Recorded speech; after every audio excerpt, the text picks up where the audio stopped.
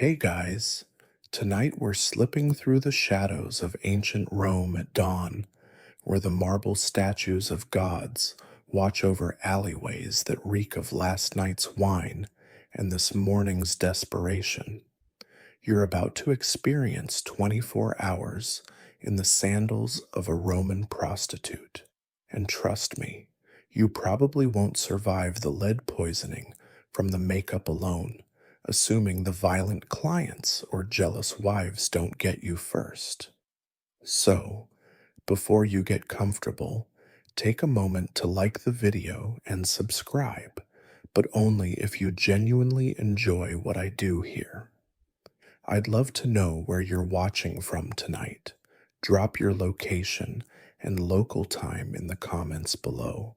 Now, dim the lights. Maybe turn on a fan for that soft background hum, and let's ease into tonight's journey together. The first rooster hasn't even cleared its throat when you feel rough hands shaking your shoulder.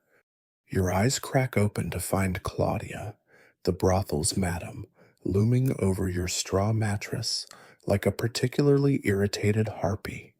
Around you, 12 other women stir on their own makeshift beds, packed into this cramped upper room like salted fish in a barrel.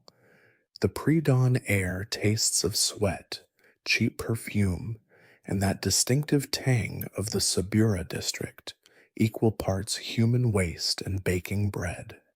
You stumble to your feet, muscles protesting from yesterday's acrobatics. The wooden floor creaks dangerously under your weight.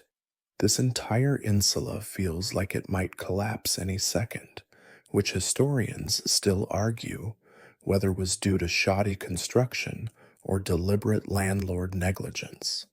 Fun fact that'll make you appreciate modern building codes. Roughly 90% of Rome's population lived in these fire trap apartment buildings, where the rent got cheaper the higher you climbed. Your sixth floor brothel combines the worst of both worlds, expensive because of what happens here, dangerous because of where it happens.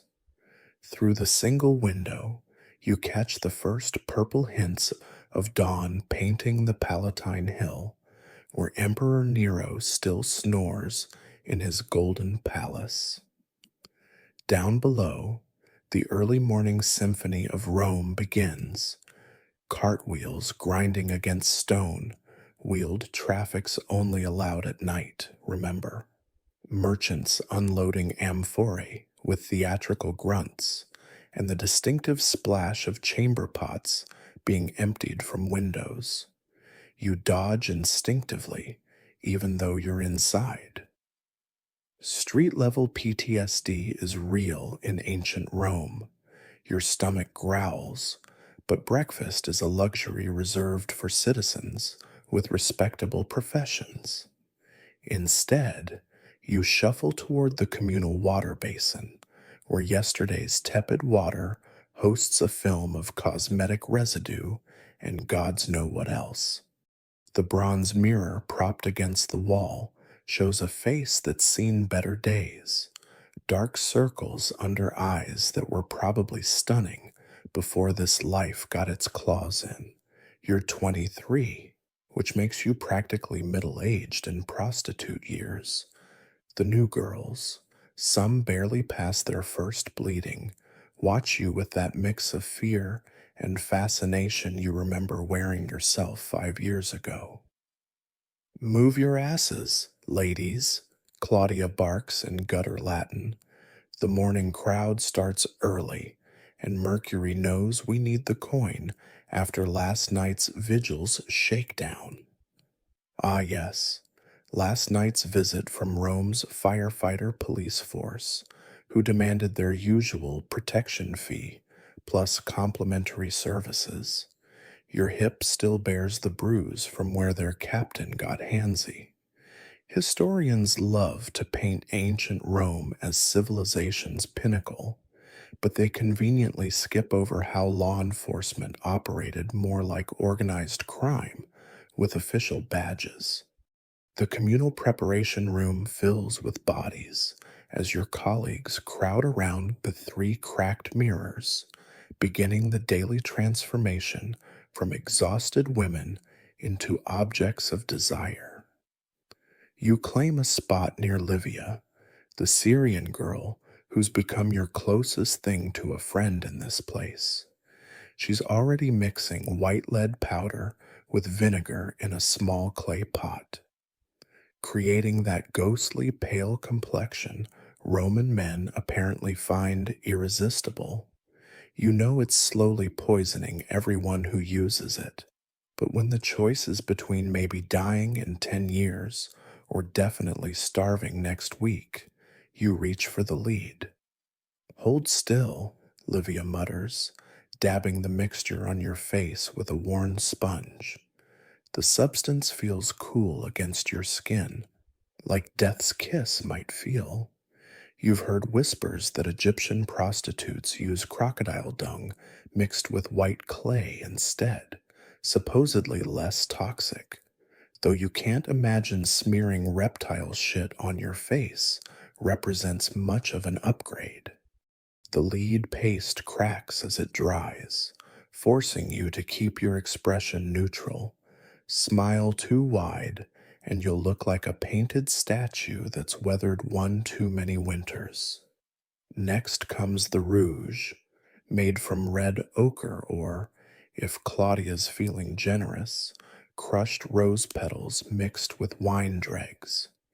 You paint careful circles on your cheeks, remembering how your mother used to pinch your face to bring up natural color before she sold you to settle gambling debts. That's another fun historical tidbit they don't teach in classics courses. Most prostitutes weren't doing this by choice. Debt slavery, war captives, abandoned children. Rome's sex trade ran on misery, disguised as commercial transaction. Your fingers moved to the coal pot, imported from Egypt at ridiculous expense.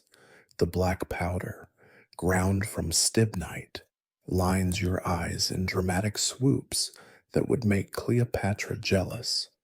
Of course, stibnite is antimony sulfide, another poison that'll eventually cause your eyelashes to fall out and your vision to blur. But tonight, you look mysterious and alluring, which is all that matters to the merchants and soldiers who'll paw at you before noon. Did you hear about Fortunata? Livia whispers, switching to Greek so Claudia won't understand. She tried to run last night. They caught her at the Quirinal gate. Your hand freezes mid-stroke. Fortunata was barely 16, still crying for her mother most nights. What happened? What always happens. They brought her back, whipped her in the courtyard, then tattooed Fug on her forehead. Fugitiva, runaway, the mark that ensures she'll never work anywhere respectable, even if she somehow earns her freedom. You've seen those foreheads before, usually on women begging near the temples or selling themselves for bread crusts in the Subura's darkest alleys. The hair comes next, an elaborate production involving hot irons, false pieces woven from Germanic slave girls' blonde locks, and enough pins to arm a small legion. Roman men, you've learned, have very specific fetishes. They want their wives dark-haired and modest, but their whores blonde and wild. The cognitive dissonance would be funny if it weren't funding your survival. You wind a yellow silk ribbon through the construction, the color that legally marks you as a prostitute. Even off-duty, you're required to wear it.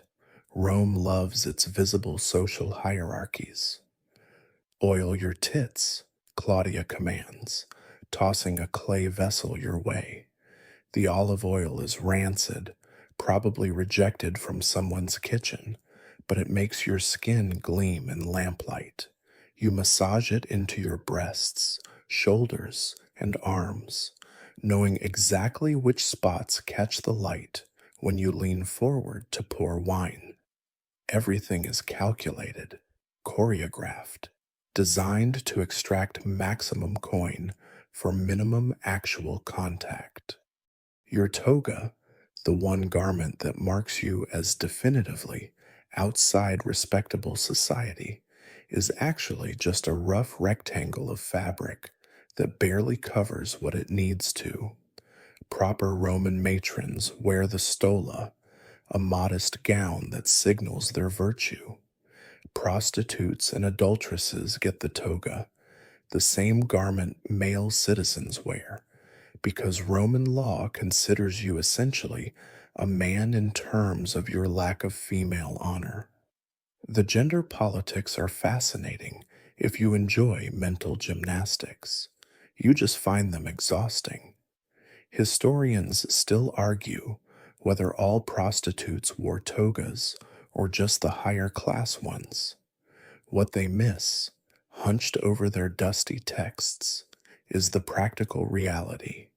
You wear whatever keeps you warm and doesn't get in the way of business. Today, that's a saffron dyed tunic that's seen better decades, slashed provocatively up one thigh. The fabric is so thin you might as well be naked, but nudity is actually reserved for the very cheapest whores. You're a mid range establishment, not quite a high class courtesan, definitely not a copper coin alley crawler. The final touch, perfume, real Arabian myrrh costs more than you'll see in a lifetime. So Claudia provides a local knockoff made from rotting flowers and cat piss. It's vile, but it masks the lead powder's metallic smell and your own very human odor. You dab it behind your ears, between your breasts, and, God's help you, between your thighs. Ready for another day in paradise. You catch your reflection in the bronze mirror. A painted doll stares back, beautiful in that brittle way dying flowers are beautiful. Somewhere under the lead and lies, a merchant's daughter from Pompeii still exists. But she's buried deeper than any catacomb corpse, and you've got clients to service. The morning sun slants through the brothel's entrance as you descend the creaking stairs. Each step a descent through Rome's invisible social hierarchy. At street level, the establishment opens into a series of small cubicles, each barely large enough for a narrow bed and a chamber pot. The walls between them are thin. Privacy is another luxury, reserved for citizens with reputation to protect. You've learned to identify your colleagues by their fake moans and the specific squeak of their bed frames. Claudia stations herself at the entrance, like Cerberus guarding the underworld, her sharp eyes cataloging every potential customer shuffling past. She's what Romans call a Lena, a brothel madam who's clawed her way from flat on her back to standing on others' backs. The scar running from her left ear to her collarbone tells its own story about the journey. You respect her survival instinct, even as you despise her casual cruelty. Tertia, you're in cubicle 3 today. She barks, using your work name. Nobody uses real names here. Too dangerous, too personal. Marina, you've got the Egyptian sailor from yesterday coming back. He asked for you specifically. Marina grimaces. The Egyptian has breath like a dead camel and hands like grappling hooks, but repeat customers means steady income, and steady income means eating. You settle into your assigned cubicle, A cell may be 6 feet by 8 feet. The bed is a wooden frame with a mattress stuffed with straw that probably hasn't been changed since Romulus founded the city. The walls are decorated with explicit frescoes that serve as both advertisement and instruction manual. Popular positions include the lioness on the cheese grater and something optimistically called the racehorse. Archaeologists get terribly excited about these paintings, but living surrounded by crude pornography loses its charm after the first hour. Above your bed, someone's scratched graffiti into the plaster: Thrust, Victor, Thrust, and Epaphra sucks cock for 2 asses. The second one makes you snort. 2 asses is barely enough for bread. Either Epaphra was desperate or had no business sense.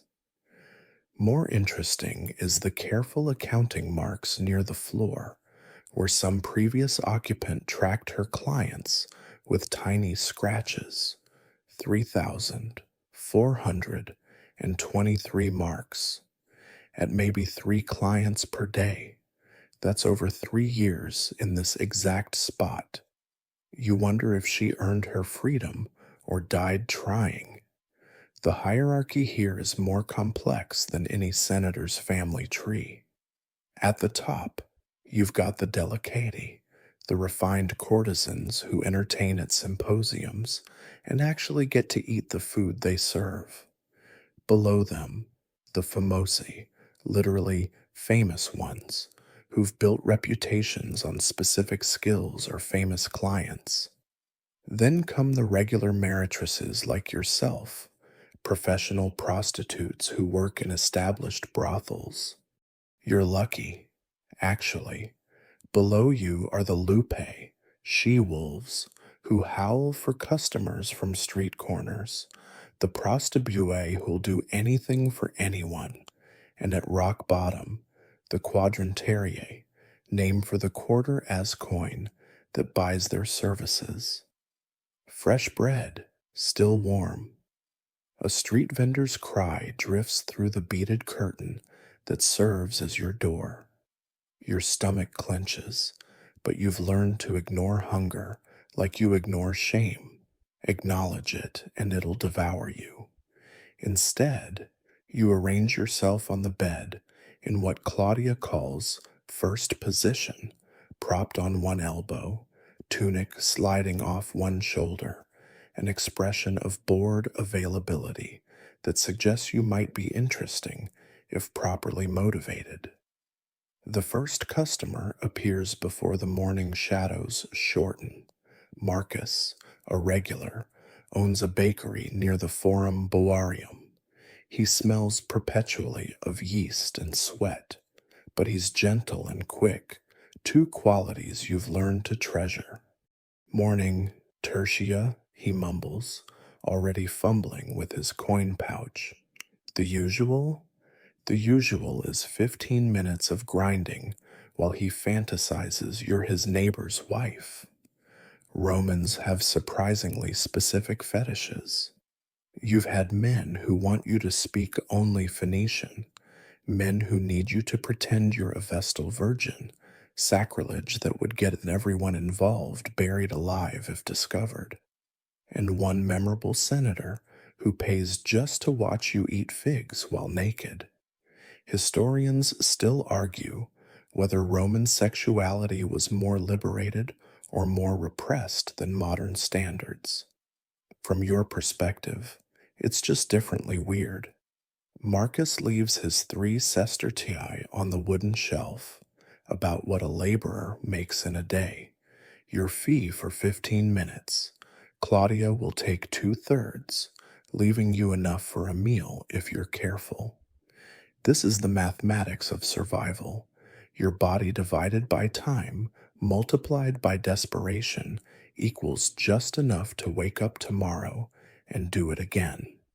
Before the next client arrives, you quickly rinse with the vinegar water solution kept in a clay pot beside the bed. It supposedly prevents pregnancy, and disease, though you've seen enough swollen bellies and running sores to doubt its efficacy. The real contraception is luck and knowing which prayers to whisper to Juno Lucina. Some girls swear by inserting wool soaked in cedar resin. Others use crocodile dung mixed with honey. You stick with the vinegar and add a quiet plea to whatever gods still listen to whores. The morning rush begins in earnest as Rome wakes up hungry for bread, for wine, for flesh. A centurion on leave swaggers in, his military bearing unmistakable even out of armor. Behind him, two nervous young men in pristine togas, probably brothers celebrating someone's coming of age. The Senate is debating whether to raise the legal age for visiting prostitutes from 14 to 16, but you doubt it'll pass. Too many senators have fond memories of their own youthful education in places like this. You catch Marina's eye as she leads the Egyptian toward her cubicle. She makes the sign against evil behind his back, and you suppress a smile. These small moments of solidarity, these shared glances of understanding, they're what keep you human when everything else tries to reduce you to meat and motion. The centurion's breath reeks of last night's wine as he towers over your bed, jingling a leather pouch with theatrical importance. How much for something special? He asks.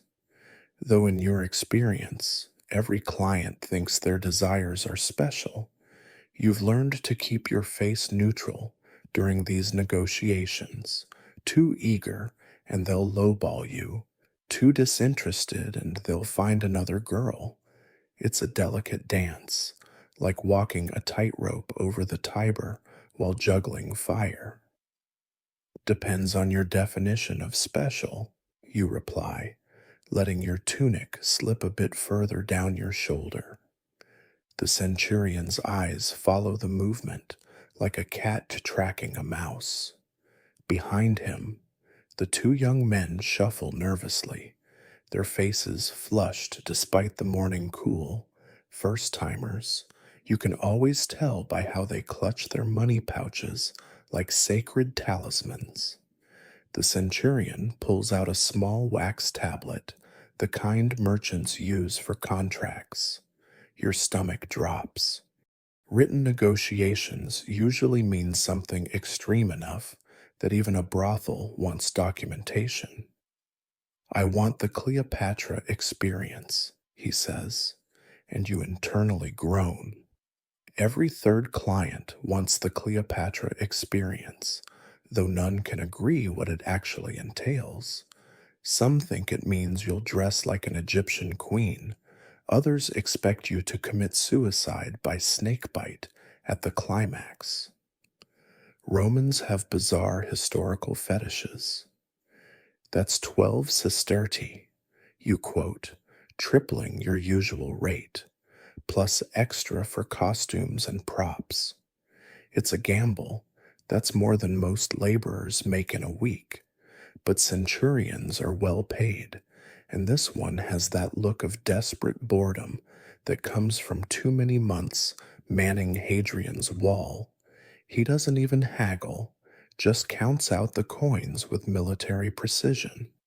You excuse yourself to fetch the Egyptian kit from the storage room, basically some cheap jewelry, black eye paint, and a wig that's seen better dynasties.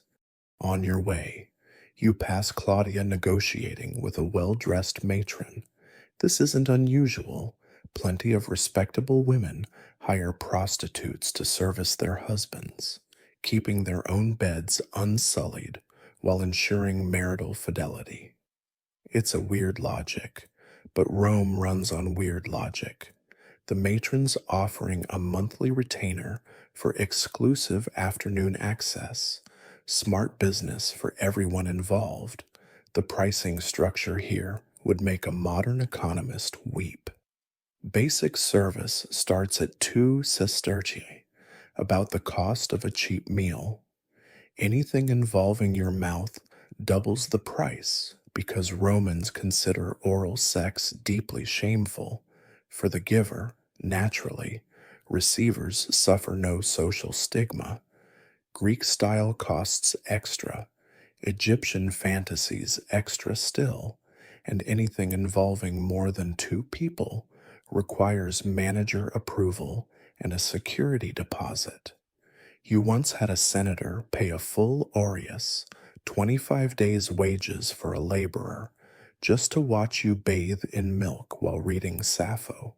Rich people are broken in very specific ways. Back in your cubicle, you help the centurion into his fantasy while his young companions wait their turn.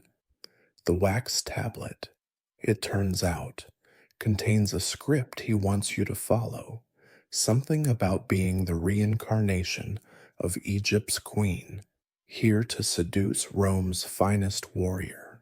The dialogue is excruciating, clearly written by someone who learned history from wall graffiti.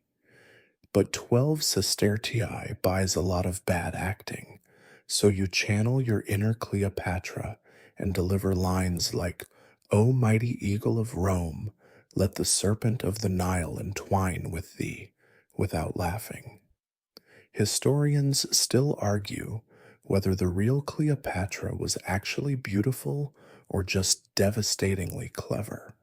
From your professional perspective, it doesn't matter. Men don't pay for reality, they pay for stories they can tell themselves. This centurion will go back to his garrison and boast about conquering Egypt all over again. The two virgins will finally understand what their crude jokes refer to. Everyone gets what they need: fantasy, experience, bragging rights. You get coin. It's almost beautifully simple if you don't think about it too hard. My turn, my turn. One of the young men practically bounces as the centurion adjusts his tunic and leaves. This one's maybe 15, with the soft features of someone who's never worked a day in his life. His older brother hangs back, trying to look worldly. You've seen 1,000 variations of this scene: the nervous virgin and his supposedly experienced guide. Usually, the guide knows less than the virgin, but has a better poker face. "First time?" you ask gently, and the boy nods so hard his bulla, the childhood amulet he still wears, bounces against his chest. Another fun historical detail: Roman boys officially became men at 14, but often wore their childhood protections until their first shave or first woman, whichever came last. This one clearly hasn't met a razor yet. 2 sestertii for basic instruction, you quote, giving him the virgin discount. Claudia encourages gentle handling of first-timers. They often become lifelong customers if the initial experience doesn't traumatize them. 4 if you want me to pretend I'm enjoying it. The brother snorts. Just teach him where things go.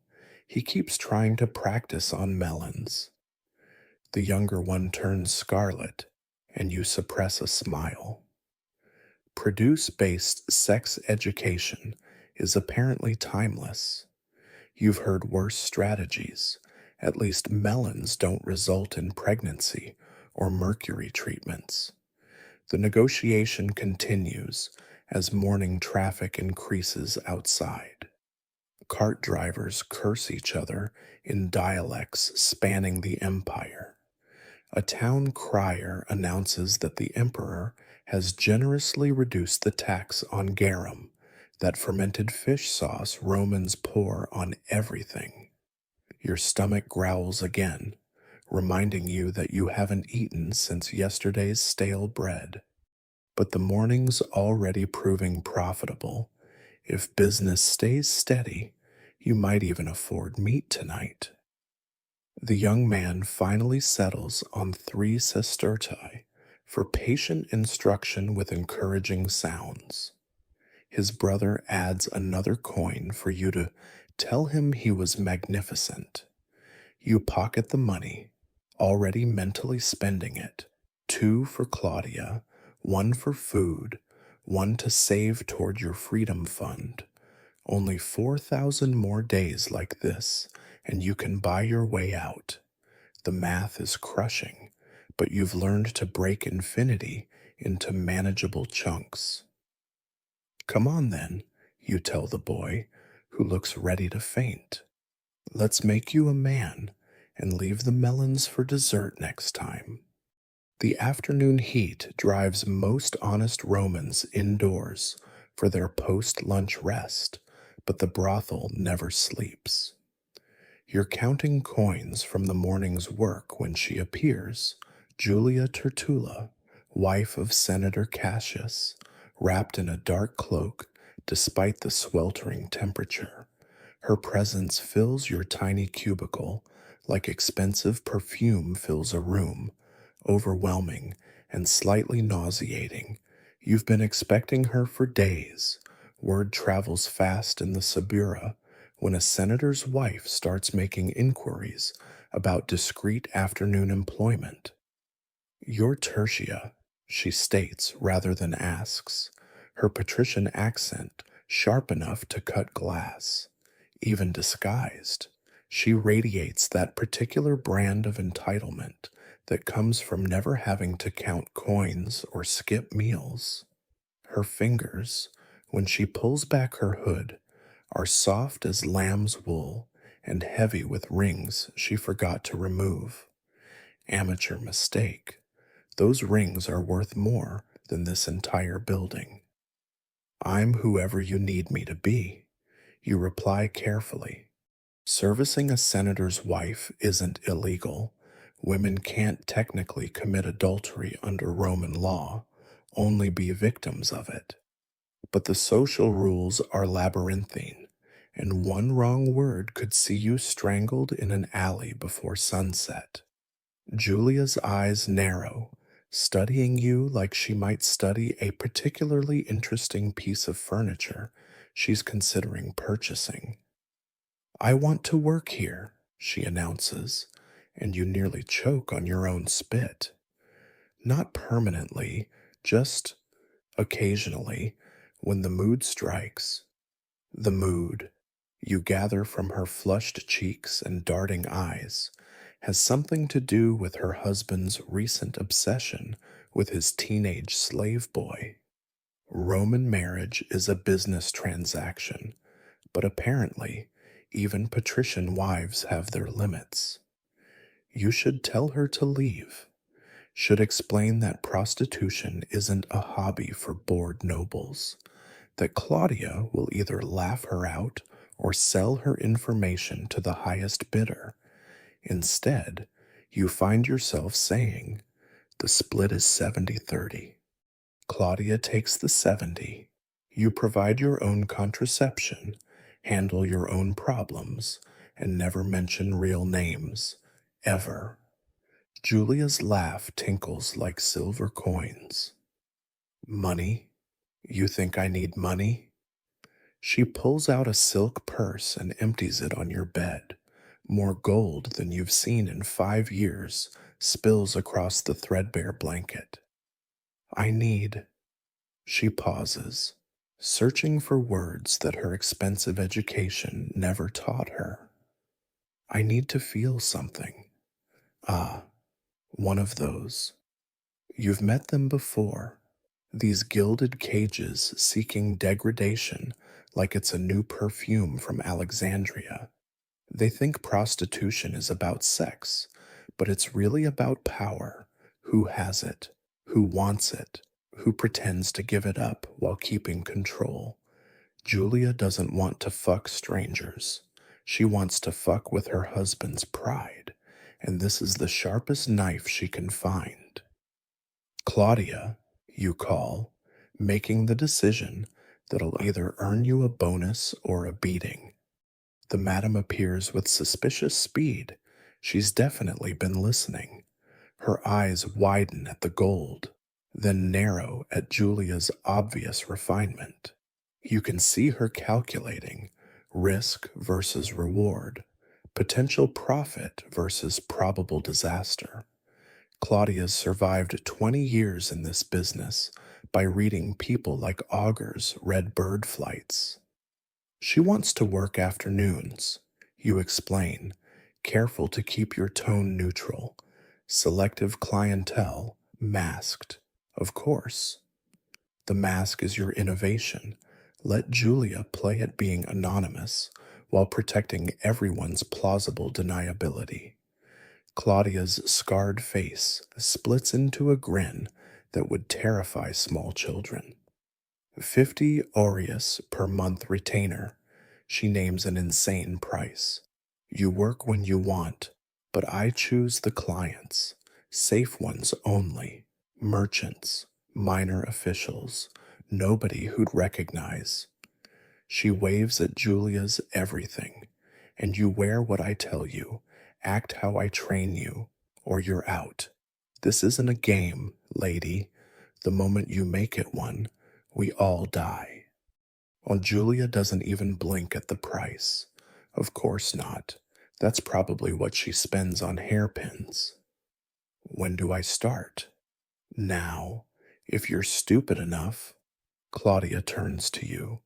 Tertia, teach her the basics, how to check for disease, handle violent clients, fake pleasure convincingly. If she survives the week, we'll discuss permanent arrangements. And that's how you become a prostitute's prostitute. Teaching a senator's wife how to moan convincingly while checking clients for visible sores. Julia, to her credit, approaches it like she's learning Greek, with methodical attention and upper-class determination. She gags at the vinegar douche, pales at your matter-of-fact description of mercury treatments for the pox, but doesn't run. Why do you stay? She asks during a quiet moment, genuine curiosity breaking through her patrician mask. You're clever enough, pretty enough. Surely someone would marry you, free you. You almost laugh at her naivety. With what dowry? What family name? What proof of virtue? You gesture at the graffitied walls, the stained bed, the whole sordid scene. This marks you forever, lady.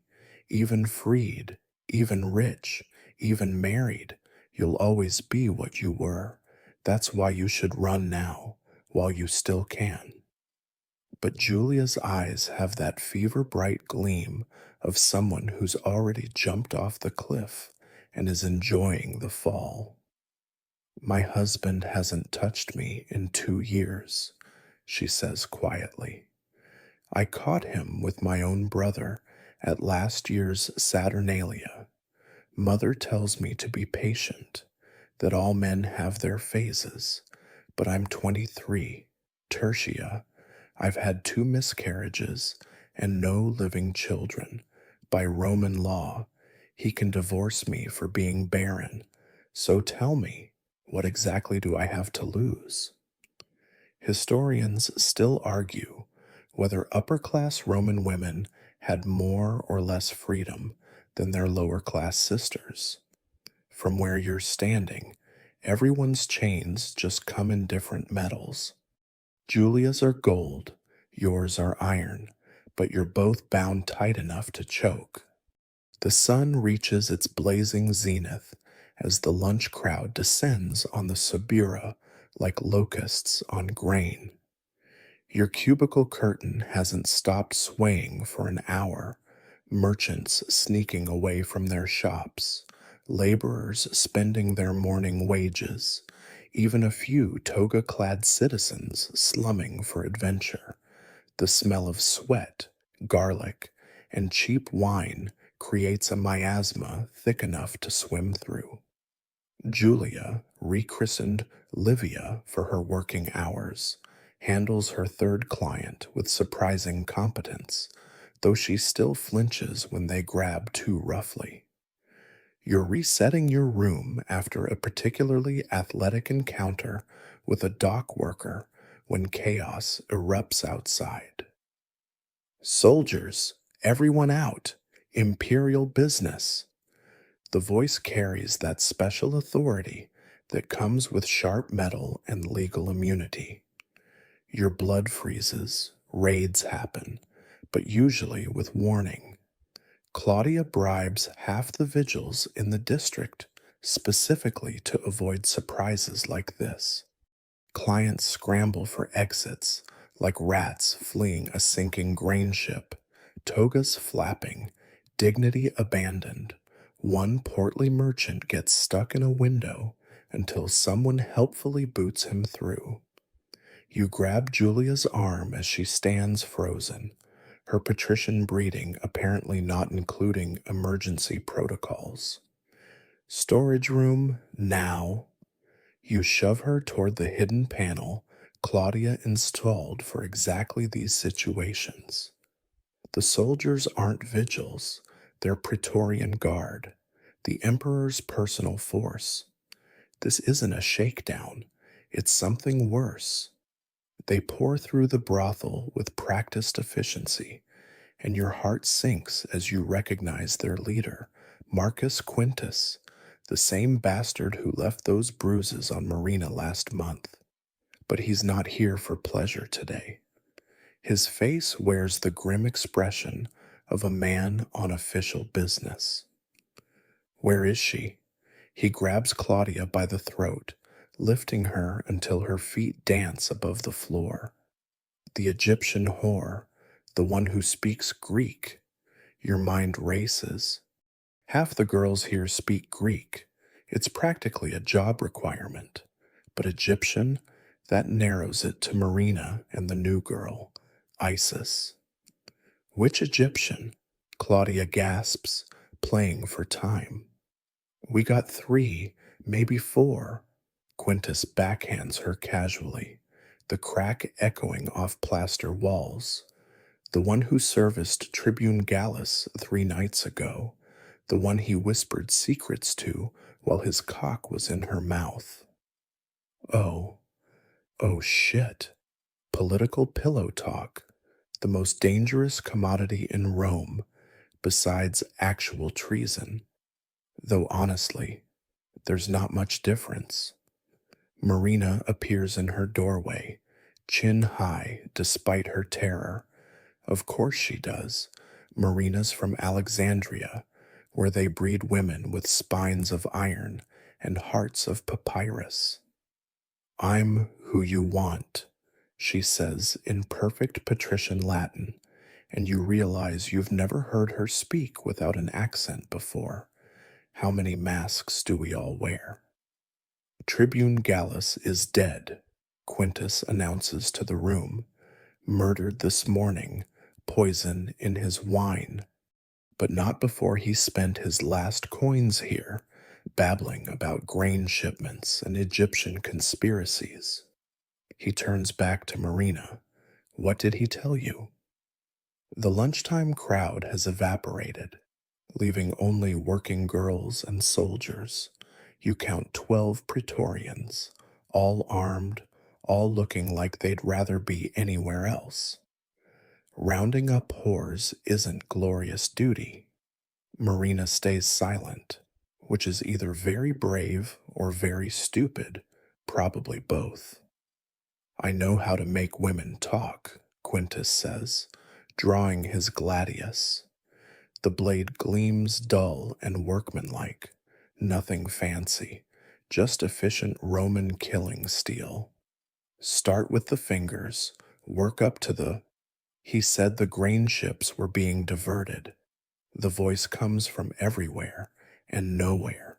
Julia, speaking through the ventilation grates. Her accent is now pure street Sabura, unrecognizable as the senator's wife. Said someone high up was selling them to Parthians, letting Rome think the harvest failed. Quintus spins, trying to locate the voice. Who's that? Show yourself. Can't do that, soldier boy, Julia continues, and you marvel at her transformation. But I'll tell you what your tribune said.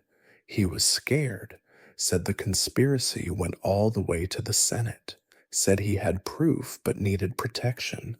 Guess that didn't work out, eh? It's brilliant. Julia's creating reasonable doubt, giving Quintus a bigger target than one Egyptian prostitute. Marina catches on quick. He did say something about senators, wouldn't give names, but he was terrified, kept saying, they'll kill me like they killed Flavius. Flavius. The name ripples through the room. A minor official who fell from his balcony last week. Everyone knows he was pushed, but knowing and proving are different beasts in Rome. Quintus sheathes his sword slowly, his mission suddenly complicated. Killing one whore to keep secrets is easy. Unraveling a senatorial conspiracy, that's how Praetorians end up mysteriously reassigned to Britain. You, says, he points at Marina. You're coming with us, material witness. It's not an arrest, technically, which means she might actually survive. The rest of you, forget this happened, forget Gallus, forget everything, or I'll personally ensure you forget how to breathe. As they march Marina out, she manages to catch your eye. Her look says everything. Take care of my things, feed my cat, don't let them forget me. You nod once, the working girl's code. We survive or we don't. But we remember each other. The moment the soldiers leave, Claudia collapses against a wall. Fucking politics. She spits blood from Quintus's blow. Fucking senators and their fucking conspiracies. Bad enough they fuck us literally. Now they're fucking us metaphorically too. Julia emerges from the wall panel like a goddess from a temple, if goddesses came covered in cobwebs and mouse droppings.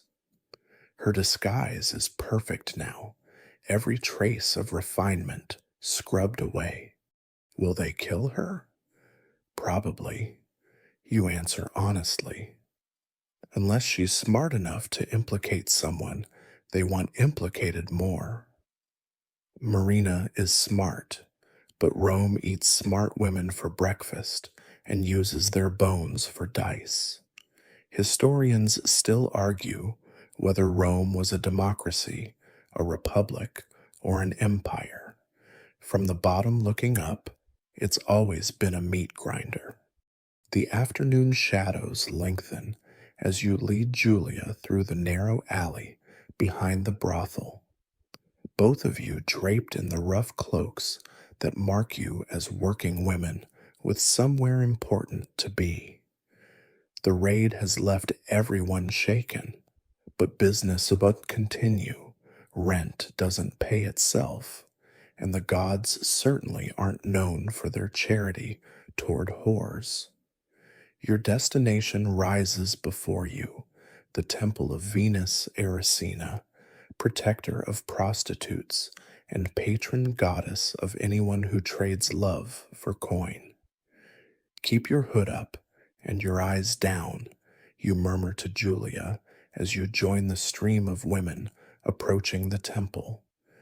The priestesses don't ask questions if you don't give them reasons to.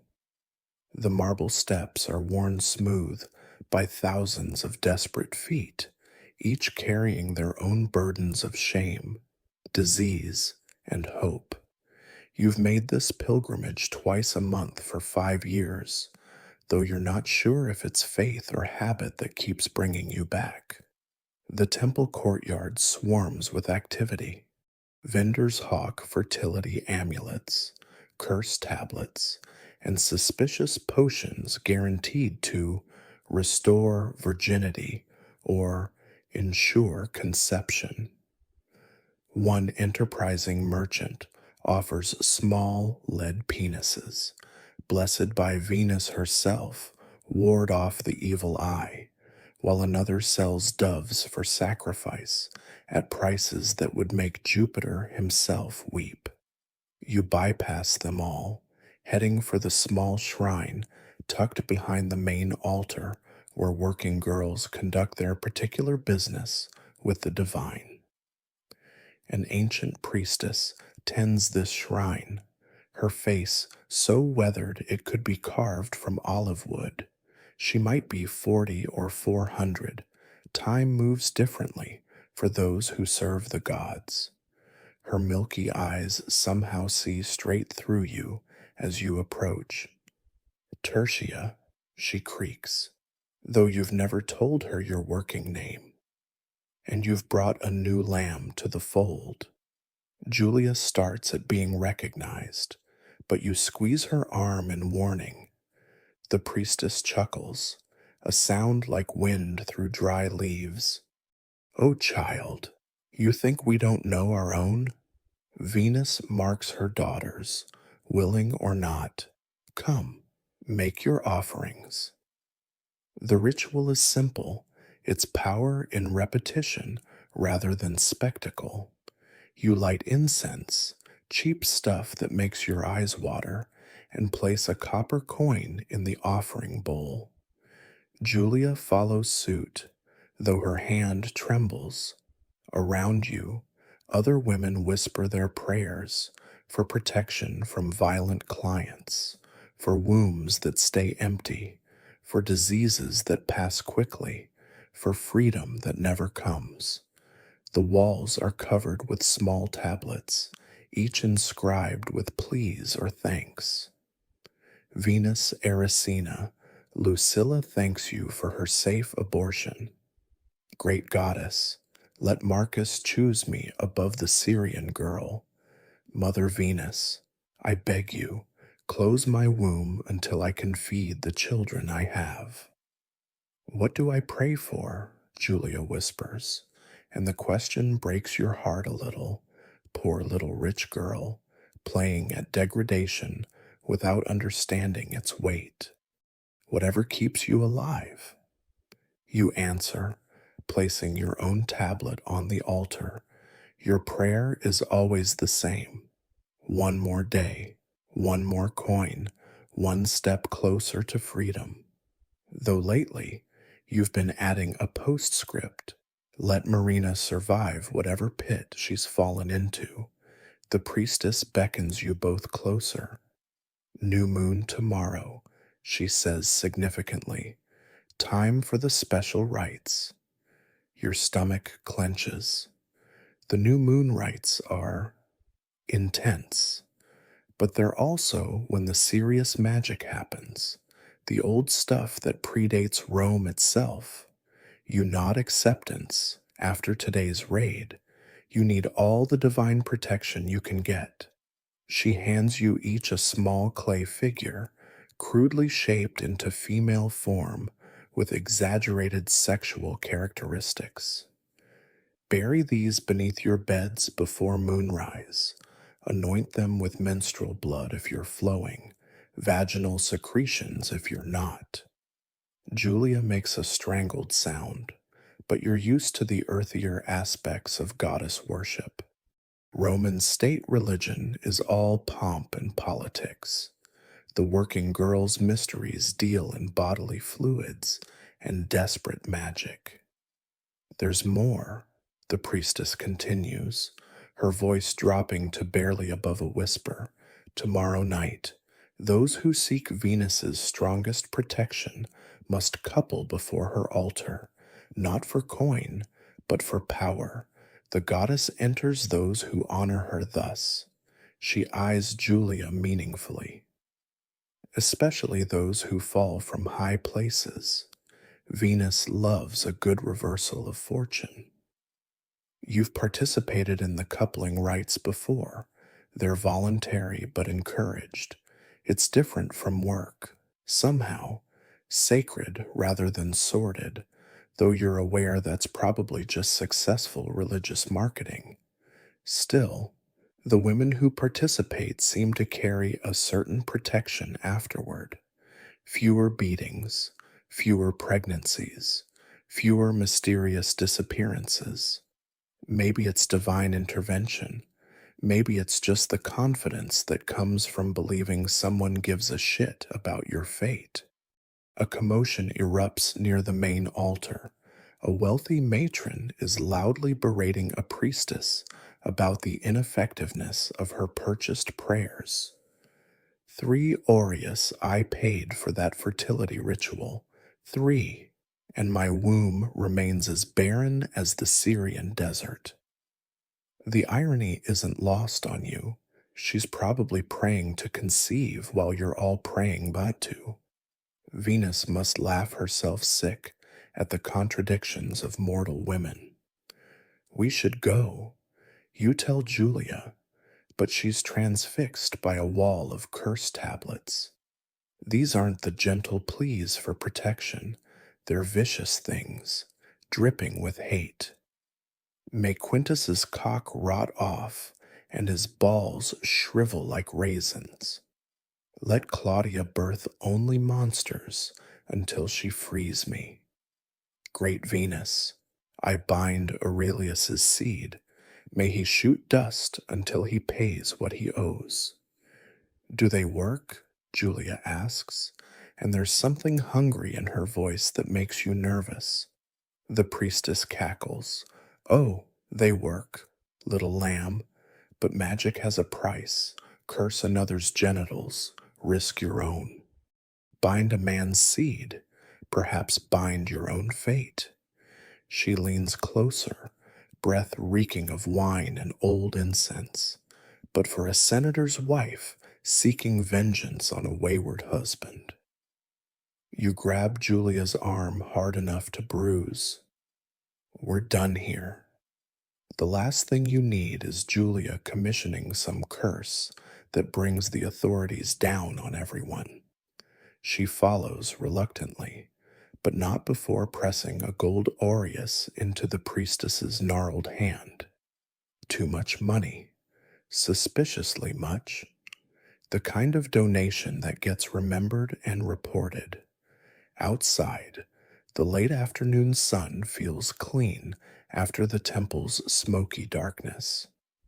You're about to lecture Julia on discretion when you spot them. 2 men in rough tunics trying very hard to look like they're not watching the temple exit. Temple spies. Every major shrine has them, reporting who worships what and with whom.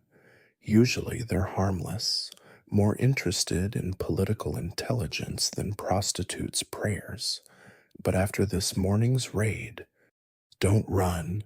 You breathe, steering Julia toward a crowded market street, but walk like you've got somewhere urgent to be.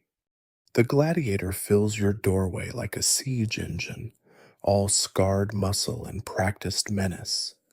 Titus the Thracian, victor of 37 matches, owner of more death notches than a plague doctor. His appearance in the brothel sends ripples of excitement through the building. Gladiators are the rock stars of Rome, and this one's practically a deity of the arena. Even Claudia emerges from her counting room, eyes glittering with avarice. I want her. Titus points directly at you, which is flattering and terrifying in equal measure. You've never serviced a gladiator before. The stories other girls tell are varied. Some speak of incredible stamina and surprising gentleness. Others whisper about violence that makes rough clients look like tender lovers. All agree on one thing: gladiators pay well and tip better. 15 sestertii for an hour, Claudia quotes, already tripling your usual rate. 20 if you want anything unusual. Titus tosses a full aureus on the counter without blinking. That's 25 sestertii, more than most workers see in a month. Claudia's eyes widen, but she recovers quickly. For that, you get 2 hours and whatever she's willing to do, no permanent damage. The negotiation of that last point tells you everything about gladiator proclivities. Titus shrugs, apparently unconcerned with damage limitations. He follows you to your cubicle, having to duck under the low door frame. Inside, he seems even larger, like a bull forced into a chicken coop. The bed creaks ominously when he sits. "You're going to collect my sweat," he announces, producing a small glass vial from his belt. You blink, certain you've misheard. But no, he's serious. The patrician women pay 40 sestertii per vial, mix it with rose oil, supposed to make their husbands virile. He grins, showing teeth filed to points, some gladiator affectation that makes him look like a handsome shark. Figured I'd go straight to the source, split the profits with someone who does the actual collecting. This is new. You've heard of gladiator sweat being sold as aphrodisiac, along with ground up pieces of their armor and, more disgustingly, blood soaked sand from the arena floor. Romans will consume anything if they think it'll make their dicks harder or their wombs fuller. But a business partnership with a gladiator, that's an either brilliant or suicidal. How would it work, you ask, already calculating percentages? Your freedom fund could use this kind of boost. Simple. I fight tomorrow. Special exhibition for the emperor's nephew's birthday. Win or lose, I'll be drenched. You're there with vials. Collect what you can. I've got a man who'll sell them discreet-like to the Palatine wives. We split 60-40. 70-30, you counter automatically. I'm the one who has to get into the gladiator pits and risk being arrested for theft of bodily fluids. Is that even a crime? In Rome, everything's a crime if you're poor enough. Titus laughs, a sound like boulders tumbling. You've got balls, woman, fine, 70-30, but first. His expression shifts, humor fading into something hungrier. I want what I paid for. What follows is 2 hours of athletic intensity that redefines your understanding of human endurance. Gladiators, you learn. Approach sex like combat, strategically, relentlessly, with attention to technique that would make a drill instructor weep. Titus maps your body like territory to be conquered, finding pressure points you didn't know existed.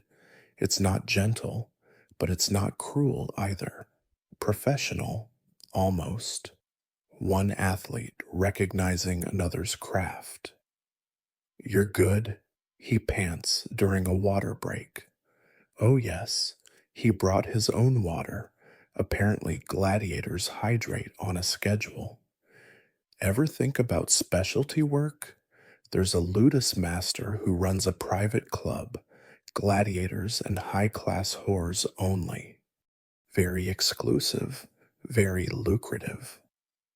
You're intrigued despite yourself. What's the catch? There's always a catch when men offer opportunities that sound too good. Members only have to be sponsored by an existing member, and he hesitates, which is worrying in a man who faces death for entertainment. Sometimes the parties get extreme, rich Romans with violent fantasies and enough money to make them real. But the pay. He names a figure that makes your jaw drop. One party could equal 6 months of regular work. Before you can respond, he's moving again, positioning you with the easy strength of someone used to manipulating bodies. This time, though, you notice him noticing the old bruises, the way you favor your left wrist, the small scar on your hip from a client's ring. His touch gentles around the damage, working with your body's history rather than against it. It's unexpectedly considerate from a man who kills for applause. You're thinking too loud, he murmurs against your neck. Bad habit in the arena and bed both. He does something with his hips that whites out your thoughts entirely. For a few moments, you forget you're at work, forget the tally of coins and hours, forget everything except the heated presence of this magnificent, doomed creature who smells like leather and impending violence. Afterward, as he dresses with the efficiency of someone used to armor, Titus produces a second vial. This one's already full of viscous liquid. Gladiator oil, he explains at your questioning look. We slather our gloves before matches. Olive oil, sweat from previous fights, sometimes blood if we're feeling dramatic, worth its weight in gold to the right buyer. You examine the vial with professional interest. The contents look revolting, but then again, so does garum, and Romans put that on everything. Why cut me in? You could sell this yourself.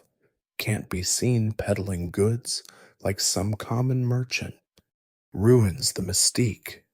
He buckles his belt, transforms back from lover to killer. Besides, you're smart. Survivor. I respect that. A shadow crosses his scarred face. In the arena, we know who's going to make it within the first few seconds. You've got the look of someone who'll outlive us all. Historians still argue whether gladiators were slaves or celebrities. From where you're standing, they're both, just like you, different sand, same blood. You pocket the vial carefully, already planning tomorrow's logistics. The gladiator pits are technically off limits to women, but you've noticed rules become remarkably flexible when money's involved. One more thing. Titus pauses at your doorway. The emperor's nephew, he likes to get involved. Sometimes jumps into the arena himself, plays at being gladiator. If you see him tomorrow, stay clear. He's got a thing for hurting women who can't hurt back. The warning chills you more than any threat. Powerful men playing at violence, treating real blood like wine at their parties.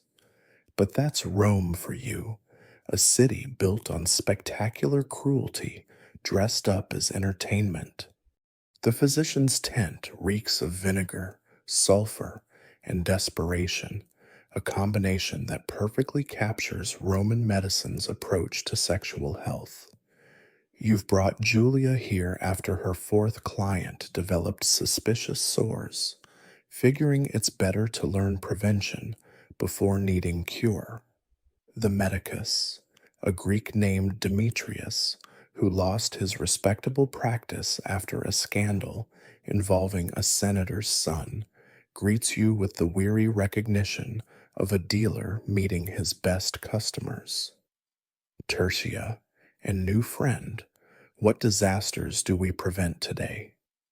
His Latin carries the musical accent of educated Greeks, the ones who know they're smarter than their Roman masters, but need to eat too badly to mention it. His examination room is a curtained corner filled with mysterious implements that look more like torture devices than healing tools. Standard check for me, full education for her, you say, placing coins on his stained wooden table. The rate for prostitutes is double the citizen price, supply, demand, and social stigma all rolled into one convenient markup. Demetrius eyes Julia with professional interest, clearly noting her two soft hands and lingering patrician posture. Virgin to the trade, he asks bluntly. At her nod, he sighs. Always the same story. Rich husband stops fucking, wife starts fucking for revenge. You know what revenge gets you? Mercury burns and swollen glands. He gestures to his shelves, lined with ceramic jars labeled in Greek. But first, let's see what we're working with. The examination is humiliating by design. Roman medicine believes shame prevents disease better than hygiene, so Demetrius makes a show of peering, prodding, and pronouncing judgment. You're used to it, but Julia looks ready to bolt when he produces a bronze speculum that belongs in a horse doctor's kit. Relax, Domina. I've seen more cunts than Priapus himself. Yours isn't special enough to remember. And is that supposed to be comforting? Julia snaps. And you hide a smile. Good. Anger is better than fear in this business. Now then, Demetrius begins his lecture while examining you with practiced efficiency. Basic diseases you'll encounter. First, the burning sickness starts with discharge like curdled milk, progresses to pissing fire. Treatment is mercury rubbed on the affected areas, though honestly, prayer works about as well. Then there's the pox, small sores that spread like political rumors. No cure, but sulfur baths sometimes slow it. He produces a collection of pessaries, wool tampons soaked in various substances. Contraception, this one's cedar resin and crushed pomegranate seeds. This is crocodile dung mixed with honey. Don't make that face. It's quite effective. This beauty is lead powder and cat piss. Prevents pregnancy by killing you slowly, but some prefer that to babies. Julia picks up a greenish suppository with obvious disgust. What's this one? Silphium extract. If the merchant wasn't lying, worth more than gold these days since we harvested the plant to extinction. One dose prevents pregnancy for a month. He shrugs. Or it's just expensive goat shit molded into shape. Roman medicine is half faith, half fraud. The lesson continues with a parade of horrors. Demetrius shows us his collection of abortion tools, bronze hooks, long needles, and herbs that expel unwanted growths but might expel your life too. He demonstrates how to check clients for visible diseases, though he admits most problems don't show until it's too late. His casual fatalism would be depressing if it weren't so practical. What about the gladiator sweats? Julia asks suddenly. Do they really work? She's thinking of yesterday's transaction with Titus, the vials you collected this morning at the arena. The memory of slipping between blood-drunk spectators to reach the gladiator pits still makes your heart race. You'd filled 12 vials while Titus dismembered a condemned criminal, the crowd's roars drowning out your racing heartbeat. Demetrius snorts. Gladiator sweat works exactly as well as the buyer believes it works, which is to say, it's excellent for erectile dysfunction caused by anxiety, useless for everything else. But don't tell the Palatine wives. They keep me in business buying the stuff for their impotent husbands. Is anything real? Julia sounds genuinely distraught. Any actual medicine that works? Willow bark for pain, wine for forgetting, opium for when wine isn't enough. Demetrius finishes your examination, pronouncing you miraculously unrotted with the air of a man disappointed by good news. Rest is clean living and luck, mostly luck. As he moves to examine Julia, you notice his hands trembling slightly. The wine jug in the corner explains it. Even doctors need medicine to face this work daily. He keeps up a steady patter of advice. Never service a man with open sores. Check their piss hole for discharge. Yes, they'll complain, but corpses complain less. If you suspect you've caught something, burn juniper in your room and pray to Apollo. Won't cure you, but at least you'll die smelling nice. What happened to do no harm?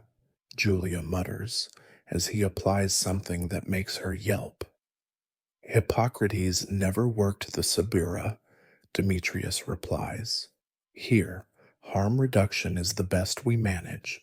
Speaking of which, he produces a small knife. Either of you want your clitoris trimmed? Very popular with the Egyptian whores. Supposed to reduce hysteria and increase male pleasure. Absolutely fucking not, you and Julia say in unison, then laugh at your shared horror. It's a moment of connection. Two women from different worlds united in protecting their anatomy from medical mutilation. Your loss, Demetrius shrugs. Though I agree, never seen it improve anything except the surgeon's purse. Now, final lesson, suicide methods, for when the job gets too much. His tone stays conversational, but the topic shift feels like a punch. Hanging's popular, but often fails. You thrash. Someone cuts you down. Now you're brain damaged and still a whore. Poison's expensive and painful.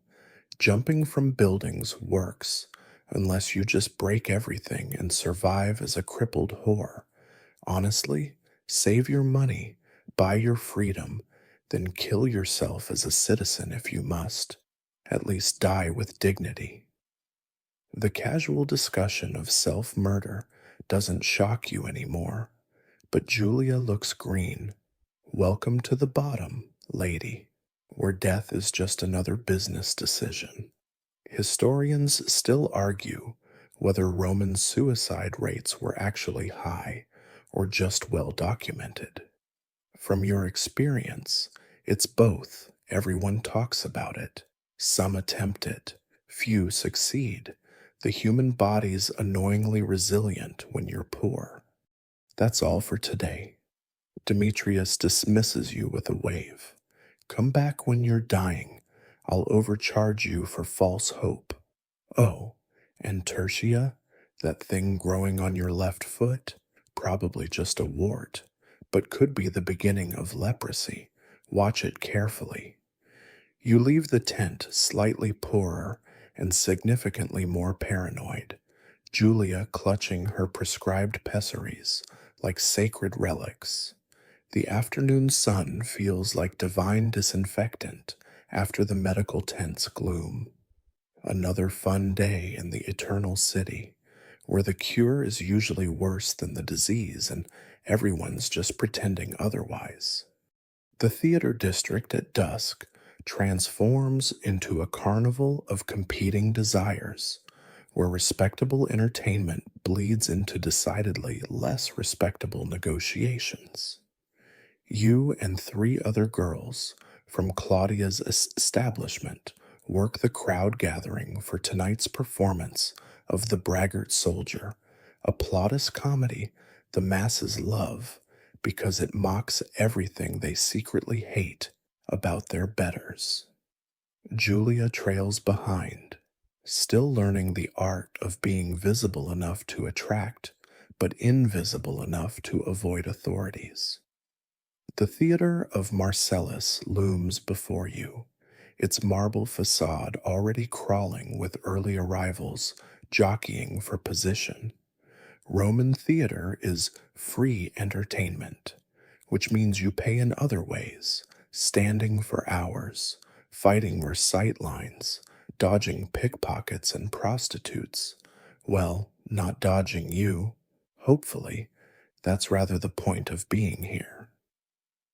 Work the portico first, you instruct Julia, gesturing to the covered walkway where merchants sell wine and snacks. Theater crowds are gold mines. Men get drunk, watch actors simulate fucking on stage, then want the real thing. Just avoid anyone in a toga with the broad purple stripe. Senators are more trouble than they're worth. She nods, adjusting her yellow hair ribbons, the legally mandated prostitute identifier that makes you easy to spot in crowds. Some girls hate them, but you've learned to work them like fishing lures, bright enough to catch eyes, common enough to blend in when needed. The late afternoon light makes them glow like aureate flames. A group of young men, clearly pre-gaming with cheap wine, whistle as you pass. How much for all four of you? One shouts, already slurring. His friends laugh like hyenas discovering carrion. More than you've got, baby Dick. Marina's replacement, a Syrian girl named Dido, fires back. The crowd loves it. Prostitutes who can banter are worth twice as much as silent holes. Come back when your balls drop and your purse fills. You work deeper into the throng, reading faces like a harrispex reads entrails. That merchant eyeing you while his wife examines pottery, he'll find you during intermission. The cluster of off-duty soldiers comparing scars. They'll pool money for a group rate later, the nervous boy being pushed forward by his friends. Virgin, probably, worth approaching gently. You work the plays often? An older man, well dressed but not ostentatiously so, appears at your elbow. His Greek is educated, suggesting wealth beyond his modest appearance. Often enough to know Pseudolus's best lines, you reply, matching his language. Greeks appreciate cultured whores. It justifies their cheating. Though I prefer Terence, more refined humor. His eyes light up. A prostitute who knows dramatic theory? How delightful. He produces a leather purse, hefty with promise. I'm hosting a small gathering after the performance. Select friends, good wine, intelligent conversation. Would you and perhaps one friend grace us with your presence? Private parties mean better money, but higher risk. You've heard stories, girls who vanished into villa walls, found floating in the Tiber days later, but you've also heard of girls earning enough in one night to buy their freedom. Terms? 20 sestertii each for attendance. Anything beyond conversation, negotiated separately. My home on the Aventine, respectable neighborhood, nosy neighbors who'd notice screaming. He smiles at that last part, acknowledging your unspoken concern. Smart, honest, possibly trustworthy. I'll consider it, you say, taking the small scroll he offers with his address. These negotiations are delicate, seem too eager, and they'll lowball you, too reluctant, and they'll find easier prey. The theater bell rings, announcing doors opening, and the crowd surges forward like wine from a burst skin.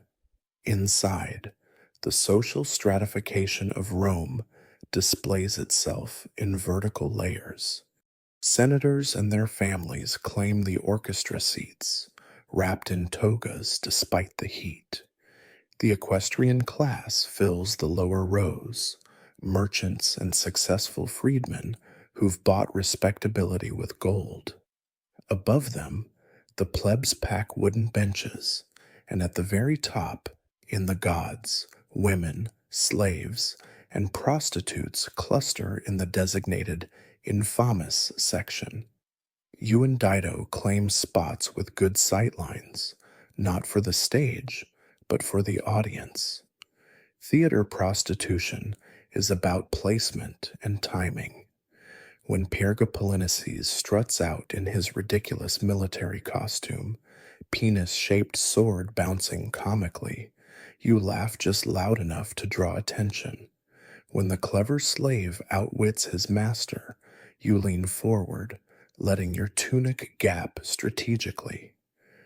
Is it always this? Calculated? Julia whispers, watching you work. Everything's calculated when your cunt's your career. Dido answers before you can.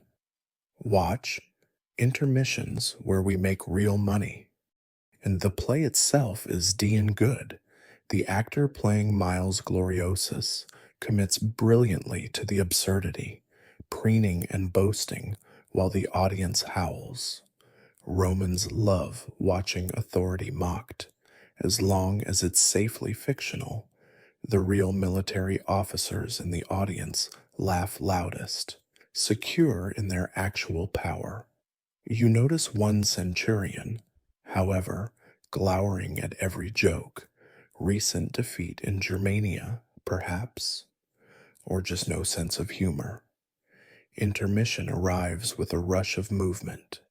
Men sprint for the public latrines, women fan themselves dramatically, and wine vendors work the aisles like battlefield medics. You rise, stretching deliberately, and catch 3 different men tracking the movement. One approaches, the merchant from earlier, wife conveniently occupied with friends. How much for a quick one? Direct, nervous, probably hasn't done this before. 10 sestertii for handwork in the alley, 15 for mouth, 20 if you want to pretend I'm enjoying it. As the prices are inflated, theater markup, but he doesn't haggle. Never does when the wife's nearby. You complete the transaction in a narrow space between theater and neighboring shop, his toga hiked up, your hand working with practiced efficiency while you keep one eye on the alley mouth. He finishes quickly, they always do when terrified of discovery, and scurries back inside, leaving you with coins and that familiar emptiness that's not quite shame, but adjacent to it. The second act starts, but you're busy now. 2 more clients during the performance, one in the same alley, another who pays for just your company, lonely widower who wants someone to laugh at his jokes. Julia takes her first theater client too, guided by Dido to a safe regular. You try not to think about how quickly she's adapting, how easily patrician polish wears off when survival's at stake. As the play reaches its climax, the soldier humiliated, the clever slaves victorious, young love triumphant, you count your earnings. Goodnight already, and that Greek's party still awaits. On stage, the actors take their bows while the audience pelts them with flowers and apple cores, depending on their opinion. Roman theater, historians argue, was deeply moral, comedies that reinforced social values through mockery of vice. Maybe. But from where you're sitting, it looks more like a pressure valve, letting plebs laugh at their betters for 2 hours before returning to reality.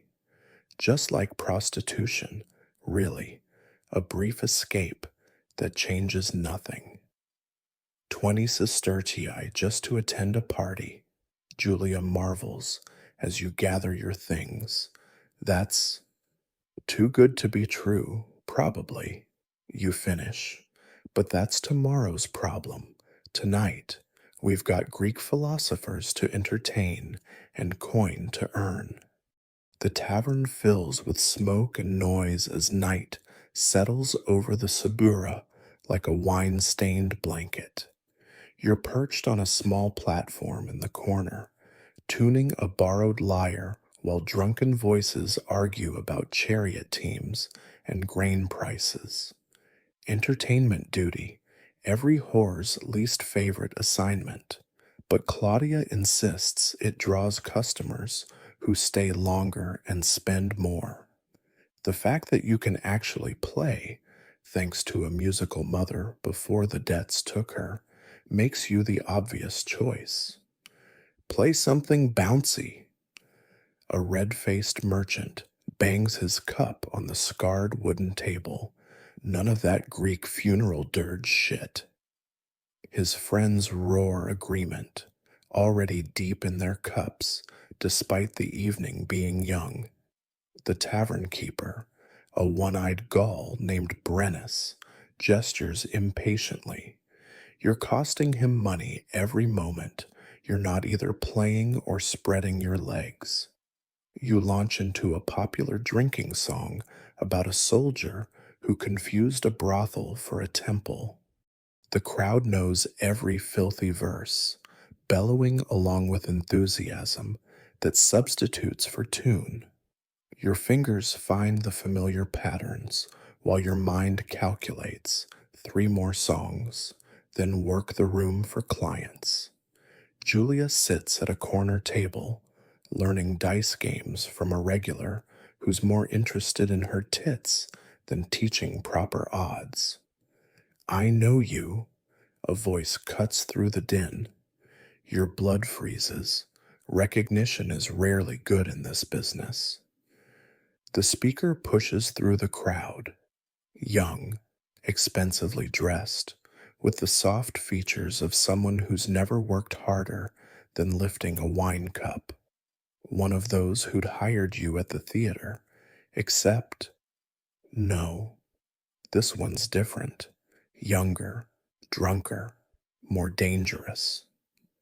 I saw you at the brothel today, he continues, loud enough for half the tavern to hear. With my mother. The last word drips with venom that makes your fingers stumble on the strings. Oh shit. Oh Jupiter's balls. This must be Julia's son. The resemblance is clear now. Same sharp cheekbones and entitled sneer. The tavern quiets, sensing drama better than any theater audience. Romans love public humiliation almost as much as gladiator fights. You keep playing, forcing a vacant smile. You must be mistaken, Dominus. I see many women. Don't lie, whore. He's on the platform now, wine breath hot on your face. I followed her, saw her leave that diseased pit wearing rags like some common slut. His voice cracks, anger mixing with something that might be tears. My mother, my fucking mother, selling herself like a Tua's prostitute. Brennus moves closer, hand on the club he keeps for difficult customers. But this is a citizen, probably equestrian class or higher. Beating him would bring guards, trials, crucifixions. You're on your own unless he strikes first, and men like him know exactly where the legal lines are drawn. Perhaps we could discuss this privately. You gesture toward the back rooms, hoping to contain this disaster, but he's beyond reason, beyond negotiation. This is patrician pain demanding plebeian blood. Everyone should know. He wheels to face the crowd, cup raised like a magistrate pronouncing judgment. The noble Julia Tertulla spreads her legs for coin. My father's wife, your mother. He spins back to you, is teaching her to be a professional whore. The revelation ripples through the tavern. Julia's face drains white as every eye finds her, the dice game forgotten. Her erstwhile teacher backs away like she's contagious. Someone laughs, nervous, uncertain. Someone else whistles, the moment balanced on a knife's edge, waiting to tip toward violence or spectacle. Your mother, you say clearly, setting down the lyre with deliberate calm, is a grown woman making her own choices. Perhaps if your father satisfied her properly, she wouldn't need to seek satisfaction elsewhere. And it's a calculated risk. Deflect his anger toward his father. Give the crowd someone else to mock. But I suppose impotence runs in the family. The tavern explodes in laughter. Nothing Romans love more than a sexual insult delivered with style. The boy's face purples, hand moving to where a sword would hang if he were military instead of merely decorative. You dare. I dare because I have nothing to lose. You cut him off, standing now, using your height advantage on the platform. You've got a reputation, a family name, a future. Want to throw it away fighting a whore in a Sabira tavern? Think how that'll sound in the forum tomorrow. Did you hear about young Cassius brawling with prostitutes over his mother's honor? Historians love to talk about Roman dignitas, that complex mix of reputation, honor, and social standing that governed elite behavior. They rarely mention how it could be weaponized by those with nothing left to protect. The boy wavers, caught between rage and calculation. Around him, the crowd mutters, places bets, waits for blood or backing down. This isn't over, he finally spits, the classic retreat of someone who knows they've lost. My father will hear about this. The vigils will shut down your cesspit. You'll all be begging in the streets by next market day. Looking forward to it, you reply sweetly.